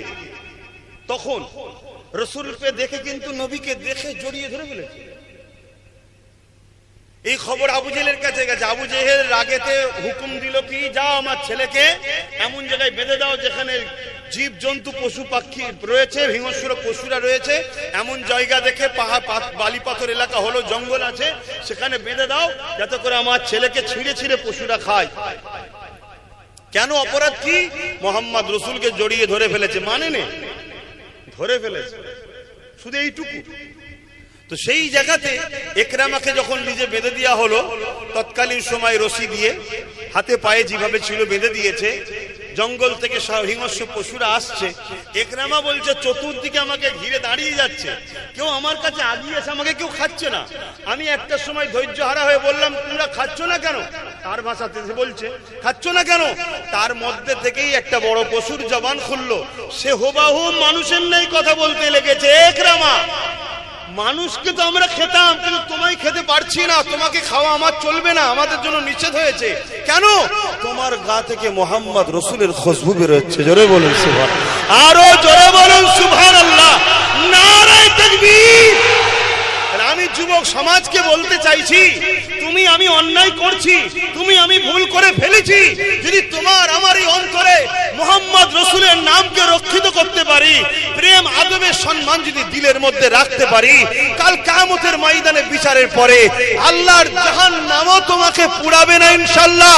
কারণ যে দিলে মোহাম্মদ রসুল রয়েছে, ওখানে আবু জেহেলের ছেলে ইকরামা ঈমান আনেনি, শুধু জড়িয়ে ধরেছে, খুশবু বাইর হওয়ার জন্য হিংস্র পশুগুলো খাচ্ছে না। তুমি ঈমান এনেছো, নবীকে দিলে রেখেছো, ইনশাআল্লাহ আল্লাহর জান্নাত তোমাকে আল্লাহ দেবে। জোরে বলুন সুবহানাল্লাহ, আরো চিৎকার দিয়ে বলুন সুবহানাল্লাহ। একটু হাত তুলে বলো, হুজুরের গোলামিতে আছো তো নাকি? হুজুরের গোলামি করবে তো নাকি? তাহলে আওয়াজ দিয়ে বলো লব্বাইক। তোমরা বলো ইয়া রাসূলুল্লাহ লব্বাইক লব্বাইক लब्बैक लब्बैक। रबीउल अव्वल की महीना, सरकार की आमद, हुजूर की आमद, दाता की आमद, पुरनूर की आमद, हबीबुल्लाह की आमद, शफाअत की आमद, नारे जिहाद। ভাবো যুবকরা, তোমাকে আমাকে নবীর থেকে সরাতে চাইছে দুনিয়ার একদল লোকেরা। শুনছো তো? প্রকাশ্য দুশ্মনের থেকেও ভয়ঙ্কর হলো বন্ধু সেজে দুশ্মন। প্রকাশ্য দুশ্মনের থেকে ভয়ঙ্কর কে? বন্ধু সেজে দুশ্মন। তাই মাথায় রাখবেন কথাগুলো, মাথায় রাখবেন কথাগুলোকে, হুজুরকে মহব্বত করুন। হাজারো উলামা আছে, ভালোবাসুন আলেমদের ঘরে, নবীর ওয়ারিস, কিন্তু নবীর ওয়ারিস দাবি করে নবীকে চিনাচ্ছে না, সে কেমন ওয়ারিস ভাই? আরে সেই মাহফিল থেকে দূরে থাকা দরকার আছে না নাই? সেই উলামা থেকে দূরে থাকা দরকার আছে না নাই? ভাবো ভাবো। আসেন আবার আম্মা আমিনার কাছে ফিরে যান। আম্মা জান আমিনা বলতে লেগেছে, আমার সময় কাছে কাছে এসে গেছে, আমার মুহাম্মদ দুনিয়া জমিনে আসবে। আমি আমিনা বড় খুশিতে রয়েছি, কারণ আমার সাথে অনেক কিছু ঘটনা ঘটতে লেগেছে। এমন করে নবী আলাইহিস সালাম এসে মুবারকবাদ দিচ্ছে, সালাম দিচ্ছে। আম্মা জান আসিয়া এসে সালাম দিয়েছে। এ যুবকেরা, তরুণেরা, যুগে যেমন করে নবী আলাইহিস সালাম দের আলিয়ারা এসে সালাম দিতে লেগেছে। হযরতে মা মারিয়াম আলাইহিস সালাম, তিনি ঈসা আলাইহিস সালামের আম্মা জান, তিনি এসে আম্মা আমিনাকে সালাম দিয়েছে, মুবারকবাদ দিয়ে বলেছে, ও মা আমিনা, সাইয়্যিদুল মুরসালিনকে গর্ভে পেয়েছে। পৃথিবী কোটি কোটি মা এসেছে, আসবে, মা আমিনারে তোমার মতো মা দ্বিতীয় কেউ হয়নি আর হবে না, কেননা দুনিয়ার সুলতানকে তুমি তোমার কপালে পেয়েছো। এইভাবে প্রশংসা করতে লেগেছে। আম্মা আমিনা বলতে লেগেছে, আমি অবাক হয়ে গেলাম। রাত আস্তে আস্তে গভীর হতে লেগেছে, আমার বাচ্চা দুনিয়া আসার সময় হচ্ছে। আমি আমিনা দেখতে লাগলাম, আমার ঘরটা আলোয় আলোকিত হয়ে গেল, কোথা থেকে নূরে জ্যোতি আলো। আমি আমিনা দেখতে লেগেছি, সুন্দরী সুন্দরী রমণী গায়েবী আমার ঘরে প্রবেশ করেছে। আমি আমিনা জিজ্ঞাসা করতে লাগলাম, মা আপনারা কারা? ওই রমণীরা বলতে লাগলো, আম্মা আমিনা, আমরা দুনিয়ার কোন নারী নয়, আল্লাহর নবী আসবে তার আম্মা সেবার জন্য আল্লাহর জান্নাত থেকে এসেছি, আমরা এখন আল্লাহর জান্নাতি হো। এ যুবকেরা, তরুণেরা, আম্মা আমিনা বলতে লাগলে, আমি বড় অবাক হয়ে যেতে লাগলাম। আমার বাচ্চা আসার সময় হয়ে এসেছে। দুনিয়া অন্য নারীদের সন্তান থাকলে মায়ের পেটটা বড় হয়ে যায়, আমার গর্ভ কখনো বড় হয়নি। এবং দুনিয়ার মায়েদের ব্যথা যন্ত্রণা বাড়ে, ব্যথা যদি না হয় মা বড় পেরেশান হয়ে যায়, বাচ্চা মনে হয় বাঁচবে না, এই চিন্তা ডাক্তারও পড়ে যায়। কিন্তু আমার সময় এসে গেছে, কোনো ব্যথা যন্ত্রণা কোনো দিনের জন্য হয়নি। অন্যান্য মায়েরা সন্তানকে গর্ভে রাখলে মায়েদের বড় কষ্ট হয় চলাফেরা করতে, আম্মা আমিনা বলতে লেগেছে কোনো দিনের জন্য আমার দয়ার বাচ্চা আমি আমিনাকে কষ্ট কি বুঝতে দেয়নি। আমার বাচ্চা আসার সময় হয়ে গেল, আমি আপনি দুনিয়া জমিনে এসেছি, মায়েরা বলেছে আমার পুত্র সন্তান জন্ম হয়েছে, কন্যা হলে কন্যা সন্তান জন্ম হয়েছে। আম্মা আমিনা বলে আমি আমিনা আমার গর্ভ থেকে দুনিয়ায় একটা নূর এসেছে। আমি যখন দুনিয়া এসেছি তোমার নাবির সাথে আমার নাবির সাথে মায়ের নাবির কানেকশন ছিল। কারণ কি, মায়েদের মাসে মাসে যেটা হয় পিরিয়ড, ওটা বাচ্চাকে মায়ের নাবির সাথে দেওয়া হয়। এই জন্য মায়ের পিরিয়ড বন্ধ থাকে। মেডিকেল বলছে পিরিয়ড চললে বাচ্চা থাকতে পারে না, কিন্তু আমার রাসূলুল্লাহর নাবির সাথে আম্মা আমিনার নাবির কোনো কানেকশন ছিল না। মাসে মাসে পিরিয়ডও বন্ধ ছিল না, কেননা আমার রাসূল হলেন নূর এবং নবী হলেন পবিত্র করতে এসেছে দুনিয়াকে। ওই অপবিত্র রক্ত রাসূলের শরীরে আমার আল্লাহ পাক দেননি। এ নবীর উম্মতেরা, আম্মা আমিনা বলতে লেগেছে আমার বাচ্চা দুনিয়া আসলো, আমার বাচ্চাকে যেই চাদরের উপরে রাখা হলো, রাখতে দেরি আমার বাচ্চা উপর হয়ে যে এমন করে হামা করে দিয়ে বৈঠকে যেমন নামাজে পড়ি, ওই বৈঠকে বসে গিয়ে আমার বাচ্চা সিজদায় পড়ে গেল আল্লাহু আকবার বলে। আল্লাহ মহান, আল্লাহ মহান, আল্লাহ মহান। এই সিজদায় পড়ে গিয়ে বিড়বিড় বিড়বিড় করে আমার বাচ্চা কি বলতে লাগলো, দীর্ঘক্ষণ পরে আমার বাচ্চা মাথা তুলতে লেগেছে। আমার বাচ্চা মাথা তোলার পর শাহাদাত আঙুলটা আসমানে দিয়ে তুলে এইভাবে খোঁড়াতে লেগেছে। আমি আমিনা দেখতে লাগলাম আমার বাচ্চা শরীর থেকে তখন আলোকিত হয়ে গেছে। ওই আঙুল থেকে এত নূর, এত জ্যোতি বেরোতে লেগেছে, পুরো দুনিয়া মাগরিব মাশরিক থেকে সব আলোয় আলোকিত হয়ে গেছে।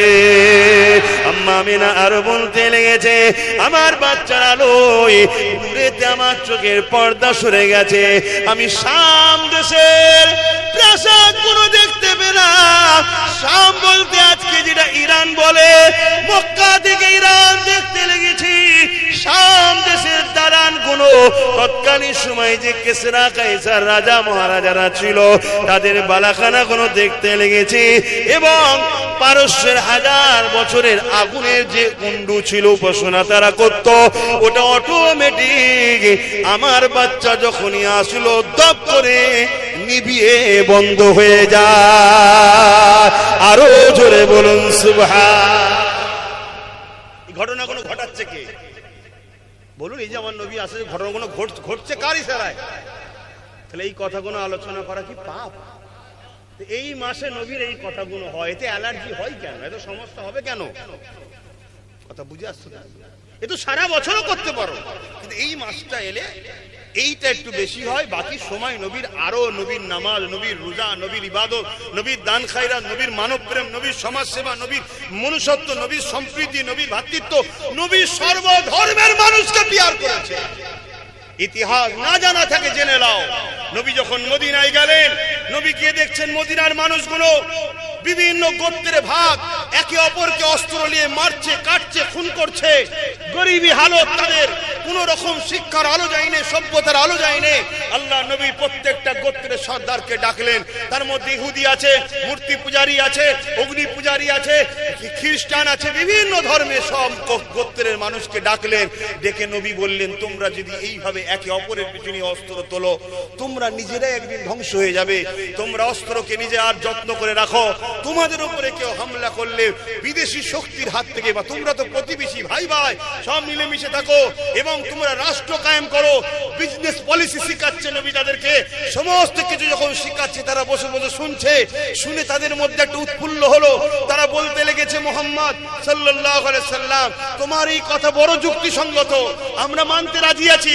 তারা কেউ আমার নবীকে নবী বলে তখন মানছে না। গুটি কত সাহাবা ছিলেন, আলাদা কথা। 70% ইহুদি ছিল, তারাও বলতে লেগেছে, মুহাম্মদ সাল্লাল্লাহু আলাইহি সাল্লাম, তোমার কথা আমরা মেনে নেব, খুব সুন্দর কথা বলেছো, কিন্তু আমাদের রাষ্ট্রের প্রধানটা হবে কে? আল্লাহ নবী বললেন, দেখো তোমাদের মধ্যে থেকে তারা এক বাক্যে প্রত্যেকটা গোত্রের সর্দার বলছে, আপনি যদি হন মানবো, না হয় কাউকে মানবো না। জোরে বলুন সুবহানাল্লাহ। সেই নবীর উম্মত আজকে আমাদের ঘরে সবাই বলে তোরা গোলাম হয়ে থাক, নেতা হতে পারবি না। কোথায় নিয়ে দিয়েছে আমাদের ঘরে দেখছে। আর আমার নেতাকে ইহুদিরাও বলছে আপনি যদি হন মানবো, মূর্তি পূজারী বলছে, আগুন পূজারী বলছে, খ্রিস্টান বলছে, নাসারারা বলছে, সবাই বলছে আপনি যদি হন। কেন? আপনার মধ্যে ইনসাফ আছে, ইনসানিয়াত আছে, আপনার মধ্যে আমানতদার আছে, আপনি কখনো আমানত খেয়ানত করতে পারেন না। আল্লাহ নবী রাজি হলেন এবং তারা দ্বিতীয় প্রশ্ন করেছিল, আমার আরেকটা জানার বিষয় আছে, আমরা আমাদের ধর্মের উপরে, আস্থার উপরে আমরা থাকবো, এতে জোর না হয়। আল্লাহ নবী সনদ তৈরি করে দিলেন, কারো ধর্ম স্থানের উপরে কোন রকম জোর জবরদস্তি নয়। কিন্তু আমার নবীর আখলাক, আমার নবীর ব্যবহার, আমার নবীর আদর্শ, আমার নবীর চরিত্র, আমার নবীর লাইফ স্টাইল, 10 বছর নবী রাজনীতি করা শিখালেন, সেই পলিসিটাকে দেখে পুরো মদিনার মানুষ আর কেউ অন্য জায়গায় ছিল না, সব মোহাম্মদ রসুলের হয়ে গেল। জোরে বলুন সুবহানাল্লাহ। যেমন আজকে আমেরিকা, যেমন আজকে ব্রিটেন, যেমন আজকে ইউরোপ দুনিয়া, হুকুমত তাদের, নেতা তাদের, মিলিটারি তাদের, শাসক তারা, মিডিয়া তারা, কলম তারা, সব তাদের। বারবার ইসলামের বিরুদ্ধে লিখছে, বারবার নবীর বিরুদ্ধে লিখছে, বারবার নবীর বিরুদ্ধে ফিল্ম হচ্ছে, কার্টুন তৈরি হচ্ছে, কত কিছু তারা করছে। এরপরও তাদেরই মিডিয়াতে প্রকাশিত হচ্ছে যেভাবে আমেরিকাতে, ব্রিটেনে, ইউরোপ দুনিয়াতে যুবক যুবতীরা মোহাম্মদ রসুলের ফ্যান হয়ে যাচ্ছে, মোহাম্মদ রসুলের ফলোয়ার হচ্ছে। আগামী 40-45 মধ্যে ইউরোপ দুনিয়া সংখ্যা গুরু হবে ইসলাম। জোরে বলুন সুবহানাল্লাহ, আরো চিৎকার দিয়ে বলুন সুবহানাল্লাহ। আজ আমরা পৃথিবী জুড়ে দেখছি হুকুমত তাদের, অথচ বদলাম আমরা। আমার ভারতে দেখুন 77, 78, 79তম স্বাধীনতা হলো, ক্ষমতায় তারা, সব জায়গায় তারা, প্রধানমন্ত্রী তারা, স্বরাষ্ট্রমন্ত্রী তারা, মিলিটারি প্রধান তারা, সব জায়গায় তারা। আর বারবার মিথ্যা হবে মিডিয়ায় আমার ইসলাম, আমার মসজিদ, আমার মাদ্রাসাকে বারবার টার্গেট করা হচ্ছে। মনে রাখবে, ব্যথা যত বাড়বে ফুটফুটে সন্তান আসার চান্স তত তাড়াতাড়ি হবে। তুমি ইসলামের পিছনে যত লাগবে, আগামী দিন ইসলাম তত মানুষের কাছে প্রিয় হয়ে উঠবে ইনশাআল্লাহ। তাই আজ আমি এতগুলো মানুষকে নিয়ে একটা সাক্ষী নিতে চাইছি, আমাদেরও কিছু দায়িত্ব আছে না নাই? জমির জন্য মারপিট করি, বন্ধুর জন্য মারপিট করি, ভাইয়ের জন্য মারপিট করি, প্রতিবেশীর জন্য মারপিট করি, হকের জন্য মারপিট করি। ভালো কাজে সাথ দেবেন, ভালো কথা, কিন্তু আমার মসজিদ, আমার মাদ্রাসা, আমার ওয়াকাফ, আমার খানকা, আমার ঈদগাহ কেউ যদি ক্ষমতার জোরে ছিনিয়ে নিবার স্বপ্ন দেখে, এই জায়গায় আমাদের তাদের বিরুদ্ধে লড়াইয়ের দরকার আছে না নাই? হাত তুলে বলুন, লড়াইয়ের দরকার আছে না নাই? তারা যদি মনে করে ক্ষমতা আমার হাতে, মিলিটারি আমার হাতে, প্রশাসন আমার হাতে, আমি সব করে দেখিয়ে দেবো, জুলুম করে দেখিয়ে দেবো, তাহলে আমরাও বলবো নমরুদ এই স্বপ্ন দেখেছিল, সাদ্দাত এই স্বপ্ন দেখেছিল, আবু জেহেল এই স্বপ্ন দেখেছিল, ফিরাউন এই স্বপ্ন দেখেছিল, চিঙ্গিস খান এই স্বপ্ন দেখেছিল, বুশ এই স্বপ্ন দেখেছিল। ইসলামকে মুছে দিবার আল্লাহ তাদেরকে মিটিয়েছে। ইসলাম ছিল, আছে, তবে কিয়ামত পর্যন্ত থাকবে। জোরে বলুন সুবহানাল্লাহ, আরো চিৎকার দিয়ে বলুন সুবহানাল্লাহ। কিন্তু আপনাদেরকে বলি, আপনারা হকের পক্ষে, ন্যায়ের পক্ষে, সত্যের পক্ষে, মনুষ্যত্বের পক্ষে দাঁড়ানো, এটা আপনাদের দায়িত্ব আছে না নাই? আমাদের লড়াই হিন্দু ভাইদের বিরুদ্ধে নয়, কেন তারা আমাদের ভাই বোন। আমাদের লড়াই আদিবাসী, সাঁওতাল, মতুয়া, কোন খ্রিস্টান কারো বিরুদ্ধে আমাদের লড়াই নয়, তারাও আমাদের ভাই বোন। কেন আমরা সবাই এক বাপ এক মা, আদম ও হাওয়া থেকে তৈরি, আমাদের সবাইরা ভাই বোন। আমাদের লড়াই জালিমের বিরুদ্ধে, আমাদের লড়াই মিথ্যার বিরুদ্ধে, আমাদের লড়াই অন্যের বিরুদ্ধে, আমাদের লড়াই লুটেরাদের বিরুদ্ধে, আমাদের লড়াই এমন করে যারা নারী নারী পুরুষ গরিব অসহায়দের উপরে জুলুম করে তাদের বিরুদ্ধে। আজ আমি আরেকবার জানতে চাইছি, ওয়াকফ বাঁচাতে গিয়ে ওয়াকফের পক্ষে কেন্দ্রের কালা কানুনের বিরুদ্ধে আগামী দিন কলিকাতার ব্রিগেড যদি যেতে বলি আমি, আমারটাকে আপনারা কাঠের পয়সা খরচ করে যেতে রাজি আছে? হাত ধরতে হবে না তো? হাত লম্বা করে তোলুন, গাছে তুলে মই করে নেবেন না তো? হাত নামান। কেন 10 লাখ লোক নিয়ে 5 লাখ লোক নিয়ে আন্দোলনটা আন্দোলনই হবে, কিন্তু সেটা যদি আরো বেশি হয় আন্দোলনের গুরুত্ব বাড়বে না কমবে? রাসূল বললেন অন্যায় দেখলে হাত দিয়ে রাখো। তাহলে কোন অমুসলিমের উপরেও যদি জুলুম হয় অমুসলিমের পাশে দাঁড়িয়ে জালিমের বিরুদ্ধে লড়বো না। যদি কোন হিন্দুর উপরে মুসলমানও জুলুম করে আমরা হিন্দুর পাশে দাঁড়িয়ে সেই মুনাফিক মুসলমানের বিরুদ্ধে লড়বো, ঠিক না বেটি? মুসলমান কখনো জালিম হতে পারে না। তোমার নবী কখনো কারোর উপরে জুলুম করেনি, তুমি মুসলমান দাবি করে জুলুম করে কি করে মুসলমান হতে পারলে তুমি বলো? আমাদের কাছে জালিমের সঙ্গে সাথ দেওয়া কোনো জালিম যাবে না, কেন জালিম তার ঠিকানা হলো জাহান্নাম। জালিমের ঠিকানা কোথায়? জাহান্নাম। মনে রাখবেন, নিজের মায়ের পেটের ভাইও যদি জুলুম করে তার সাথ দেওয়ার ইজাজত ইসলাম দেয়নি। আজ আপনাদেরকে জানতে চাইছি, অসুবিধা হচ্ছে আমার কথায়? তাই আজকে বলুন, অন্যায় দেখলে রাসূল বললেন হাত দিয়ে রাখো। কেন্দ্র সরকার ওয়াকফকে মিটাতে চাইছে, এটা ন্যায় না অন্যায়? এই কথাগুলো বললে অসুবিধা হচ্ছে নাকি আপনাদের? অসুবিধা হচ্ছে যে ধর্ম সবাই এসে বলছেন কেন ওয়াকফটা কি ধর্মের বাইরে নাকি? সবচেয়ে বড় কথা হলো জালিমকে চিহ্নিত করে জালিমের বিরুদ্ধে লড়াই করা ইসলামে ফরজ। ইসলামে কি? ইসলাম শিখাবো না? তাহলে আজকে সে ক্ষমতার জোরে আজকে জুলুম করছে। ইসলাম বলছে অন্যায় দেখলে হাত দিয়ে রোকো। যদি হাতে ক্ষমতা না থাকে মুখ দিয়ে প্রতিবাদ করো, যদি মুখে ক্ষমতা না থাকে অন্তর থেকে ঘৃণা করো। তাহলে কেন্দ্র সরকার যে আইনটা করছে এটা সংবিধানের পক্ষে না বিরুদ্ধে? ওটাও তেমন বিরুদ্ধে। তাহলে দ্বিতীয় নম্বর, এটা জুলুম হচ্ছে, অন্যায় হচ্ছে, এর বিরুদ্ধে আপনাকে ক্ষমতা থাকলে হাত দিয়ে, হাতে যদি ক্ষমতা না থাকে মুখ দিয়ে, মুখ প্রতিবাদ, যদি মুখে ক্ষমতা না থাকে ঘৃণা করতে হবে। যদি তিনটের মধ্যে কোনোটা না থাকে রাসূল বলছে ঈমান আজরে বলে নেই। চলে আসুন। তাহলে কেন্দ্র সরকারের এই কালা কানুন আমরা মানছি না, এর বিরুদ্ধে লড়াই চলবে। তবে 8-9 বছর ধরে ওয়াকফ বাঁচাও চিল্লাচ্ছি না? চিল্লাইনি? আমার পিছনে অনেক আলেম উলামা ভাইরা লেগেছিল। যাক, কিছুটা হলো আজকে তারা ভুল বুঝতে পেরেছে, পরিবর্তন হয়েছে, আলহামদুলিল্লাহ। মানুষ মাত্র ভুল হয়। এখনো যেসব উলামা ভাইরা, ইমাম ভাইরা চুপচাপ আছেন, মুখ খুলছেন না, আমি দোয়া করি আল্লাহ আপনাদের ঘরে সদ্বুদ্ধি দিক, হেদায়েত করেন, ফিরে আসেন, মুখ খোলেন। সবাই মিলে মুখ খুললে জুলুম কজনের উপরে করবে, আর একজন মুখ খুললে তাকে টার্গেট করবে, আর 1,00,000 জন মুখ খুললে কজনের মুখে হাত দেবে? ঠিক না বেঠিক গো? তাই সবার উচিত, আর আপনাদেরও উচিত, যারা হক কথা বলেন না তাদের পাশে সাথ না দেওয়াই দরকার। তাহলে এই আন্দোলন হবে না? কিন্তু কেউ যদি আন্দোলন করে আর যদি তার বিরুদ্ধে শাসক, যদি রাজ্য শাসক যদি বিরোধী করে, আমি আমার মসজিদের কথা বলবো, মাদ্রাসা বাঁচার কথা বলবো, কবরস্থানের কথা বলবো, ঈদগার কথা বলবো, আর রাজ্য শাসক যদি বলে বলতে দেবো না, এটা ন্যায় করছে না অন্যায় করছে? জোরে বলুন। তাহলে অন্যায়ের বিরুদ্ধে হাত দিয়ে লড়তে হবে না? তাহলে ওর বিরুদ্ধে যেমন হাত দিয়ে লড়তে হবে, এর বিরুদ্ধে লড়তে হবে না? ওর বিরুদ্ধে মুখ দিয়ে প্রতিবাদ, এর বিরুদ্ধে প্রতিবাদ করতে হবে না? ওকে যদি ঘৃণা করে একে ঘৃণা করতে হবে না? যদি না করতে পারো, রাসূলের ভাষায় ঈমান নাই। তেল কেটে যাবে কবরে ঢুকলে। কত নেতা হাজী সাহেব মারা গেছে, সবাই তো হাজী সাহেব মারা গেছে রে, কবর খুলে দেখে যা একটা কুকুর পড়ে আছে। এত বড় চ্যালেঞ্জে কথা বলে যাচ্ছি, মোহাম্মদ রাসূলের গোলাম বলছি, তুই দেখছিস হাজী, কিন্তু রাসূলের হাদিস অনুযায়ী ও পাক্কা দিনের দুশমন, গাদ্দার, মুনাফিক ছিল। শুনছেন না শোনেন না? কাবা তওয়াফ করলে যদি হক হয়ে যায়, আবু জেহেল কাবা তওয়াফ করেন?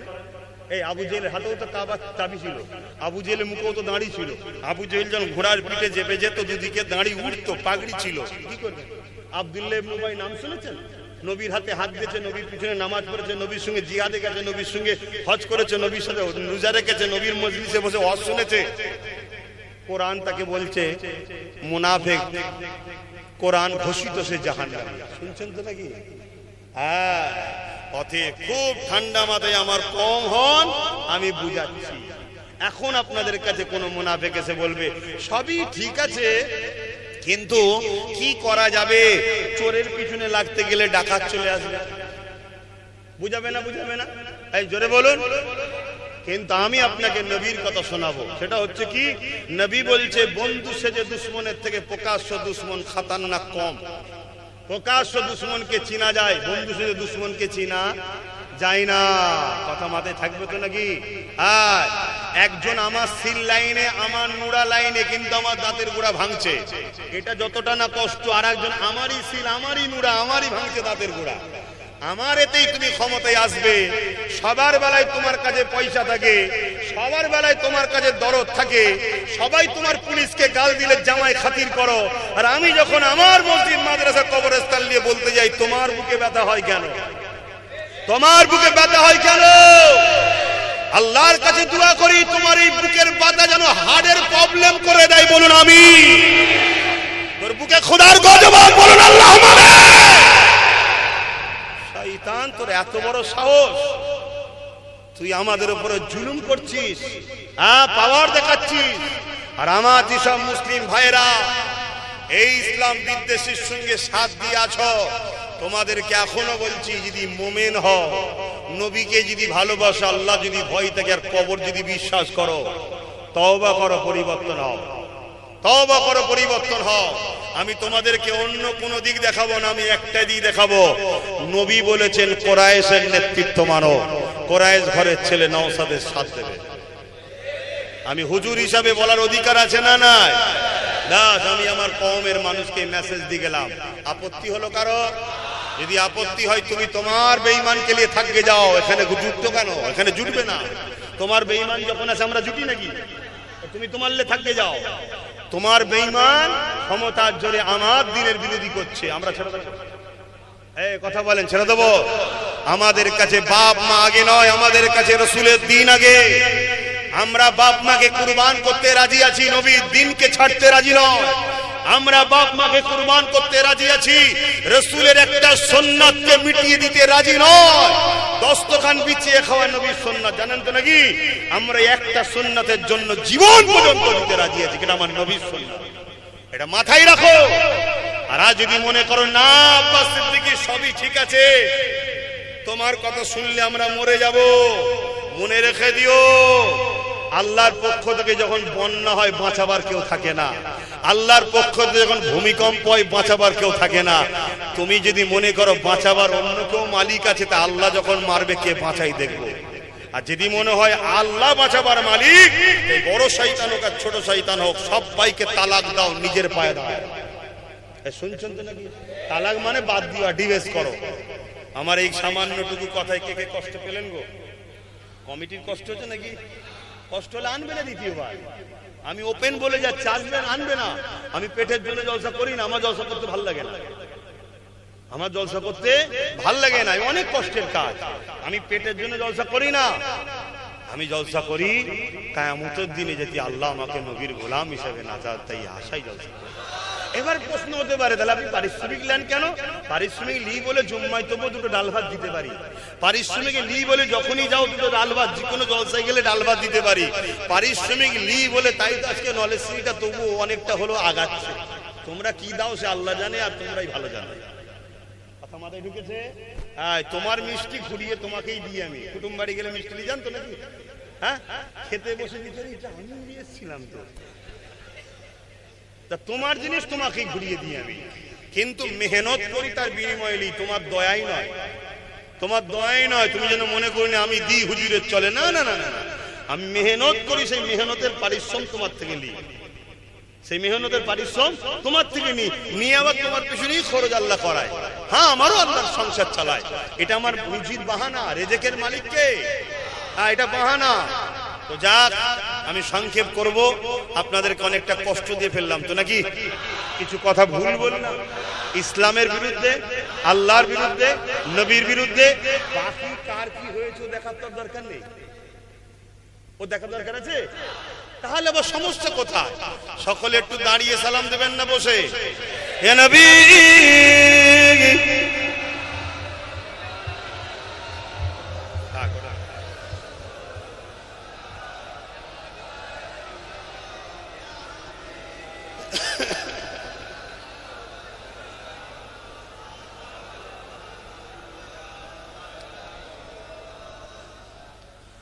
মাশাআল্লাহ। এই যে বলুন, এত হাজার হাজার মানুষ আমার নবীর মিলাদে আসলেন, এটা কি আমার ইজ্জত বাড়লো না হুজুরের মিলাদের? কারা এটা ওসিলা হলো? আপনারা। আল্লাহ আপনাদের ইজ্জতকে বাড়াক, বলুন আমিন। নিজেকে চিনতে শেখেন। আল্লাহ আপনাদের ঘরে শ্রেষ্ঠ উম্মত ও শ্রেষ্ঠ মখলুক করেছে, শ্রেষ্ঠ উম্মত ও শ্রেষ্ঠ মখলুক করেছে। কোন জালিম অত্যাচারী বেঈমান চোরেদের দালালি করার জন্য নয়। আল্লাহ আপনাদের ঘরে খলিফা করেছে। কি করেছে? খলিফা, প্রতিনিধিত্ব করার জন্য আল্লাহ আপনাদের পাঠিয়েছে। কোরআনে আল্লাহ আপনাদের সম্বন্ধে বলছে খায়রুল উম্মাহ কুনতুম খায়রা উম্মাতিন, সবথেকে শ্রেষ্ঠ উম্মত আপনারা। কেন? আপনাদের দুটো কাজ, অন্যায়কে মিটানো, ন্যায়কে প্রতিষ্ঠিত করা। এবারে বলুন, অন্যায় মিটাতে গিয়ে জেল হবে, আপনি ঘাবড়ে গেলে তো হবে না। অন্যায় মিটাতে গেলে মার খাবেন, ঘাবড়ে গেলে তো হবে না। অন্যায় মিটাতে গিয়ে শহীদ হয়ে যাবেন। আল্লাহ যেটা কপালে রেখেছে, আল্লাহর খুশির জন্য শহীদ হতে রাজি নয়, আল্লাহর খুশির জন্য জেলে যেতে রাজি নয়, আল্লাহর খুশির জন্য মার খেতে রাজি নয়। তা তুমি যদি সত্যি খায়রুল উম্মাহ হও, তোমাকে তো ভয় খেলে হবে না, তোমাকে তো রুখতে হবে। কি? জুলুমকে রুখতে হবে। কথা মাথায় থাকবে তো? আরো একবার আল্লাহকে সাক্ষী দিয়ে বলো যে আমরা ন্যায়ের পক্ষে, অন্যায়ের বিরুদ্ধে। কারা কারা ন্যায়ের পক্ষে, অন্যায়ের বিরুদ্ধে? হাত তুলে বলো। ন্যায়ের পক্ষে তো, ন্যায়ের পক্ষে তো, অন্যায়ের বিরুদ্ধে তো। হ্যাঁ, এই দুটো কাজ আমাদের কে দিয়েছে? আল্লাহ। তুমি সবার কথা শুনছো, তোমার স্রষ্টার কথা শুনবে না? তোমার স্রষ্টার কথা শুনতে হবে। আমারও তো জীবন আছে, আমারও তো জিন্দেগি আছে, আমারও তো দুশ্মন আছে। আমি দুশ্মনকে তোয়াক্কা করি না। কেন? আমি এতটুকু জানি, আমি আমার কিসমতকে লিখে নিয়ে এসেছি, অর্থাৎ আমার কিসমত লিখা হয়ে গেছে। যেটা আমার কিসমতে আছে সেটা হবে। শুধু আমায় চেষ্টা করতে হবে আমি যেন আমার আল্লাহ ও রসুলের বিরুদ্ধে না চলে যাই। যে কোনো ক্ষেত্রে, ব্যবসা হোক, কারবার হোক, রাজনীতি হোক, যাই হোক, আমি যেন কারোর উপরে জুলুম না করি, কাউকে না ঠকাই, কারোর সঙ্গে মিথ্যা কথা না বলি। এগুলো হচ্ছে ইসলামের হুকুম, এটা মাথায় রাখতে হবে। আর অসহায়কে যদি তুমি খানা দাও, আল্লাহ তোমাকে জান্নাতের খানা খাওয়াবে, বলুন সুবহানাল্লাহ। সে অসহায়টা যদি হিন্দুও হয়, খ্রিস্টানও হয়, আদিবাসীও হয়, তাকেও যদি তুমি খাও, সাহায্য করো, আল্লাহ তোমাকেও তার বিনিময়ে জান্নাতের খানা খাওয়াবে। তুমি ভাববে এটা কি কথা বলছেন? না, তুমি খাওয়াচ্ছ, তুমি দেখছো হিন্দু, তুমি দেখছো সাঁওতাল, বাগদি, আদিবাসী, কিন্তু তুমি কি ভুলে গেছো সৃষ্টিকর্তার সৃষ্টিকে তো তুমি ভালোবাসবে, যে তোমাকেও সৃষ্টি করেছে, তাই তো নাকি? তোমার যদি কিছু জিনিসকে তৈরি করো, যে তাকে কেউ ভালোবাসে, তুমি তার উপরে খুশি হও, তো তোমার সৃষ্টিকর্তার সৃষ্টিকে তুমি ভালোবাসলে তোমার উপর খুশি হবে না তিনি? সে কি ধর্মে, সে জবাব দেবে। তোমার আমার দেখার কি দরকার? আমি তো তার ধর্মের অনুসরণ করছি না, আমি তো আল্লাহকে মানি, কিন্তু সে তো আমার স্রষ্টারই সৃষ্টি, আমার আল্লাহরই তো সৃষ্টি, আমি কেন তাকে ভালোবাসবো না? এটা মাথায় থাকবে তো? এটা মাথায় রেখে দিও।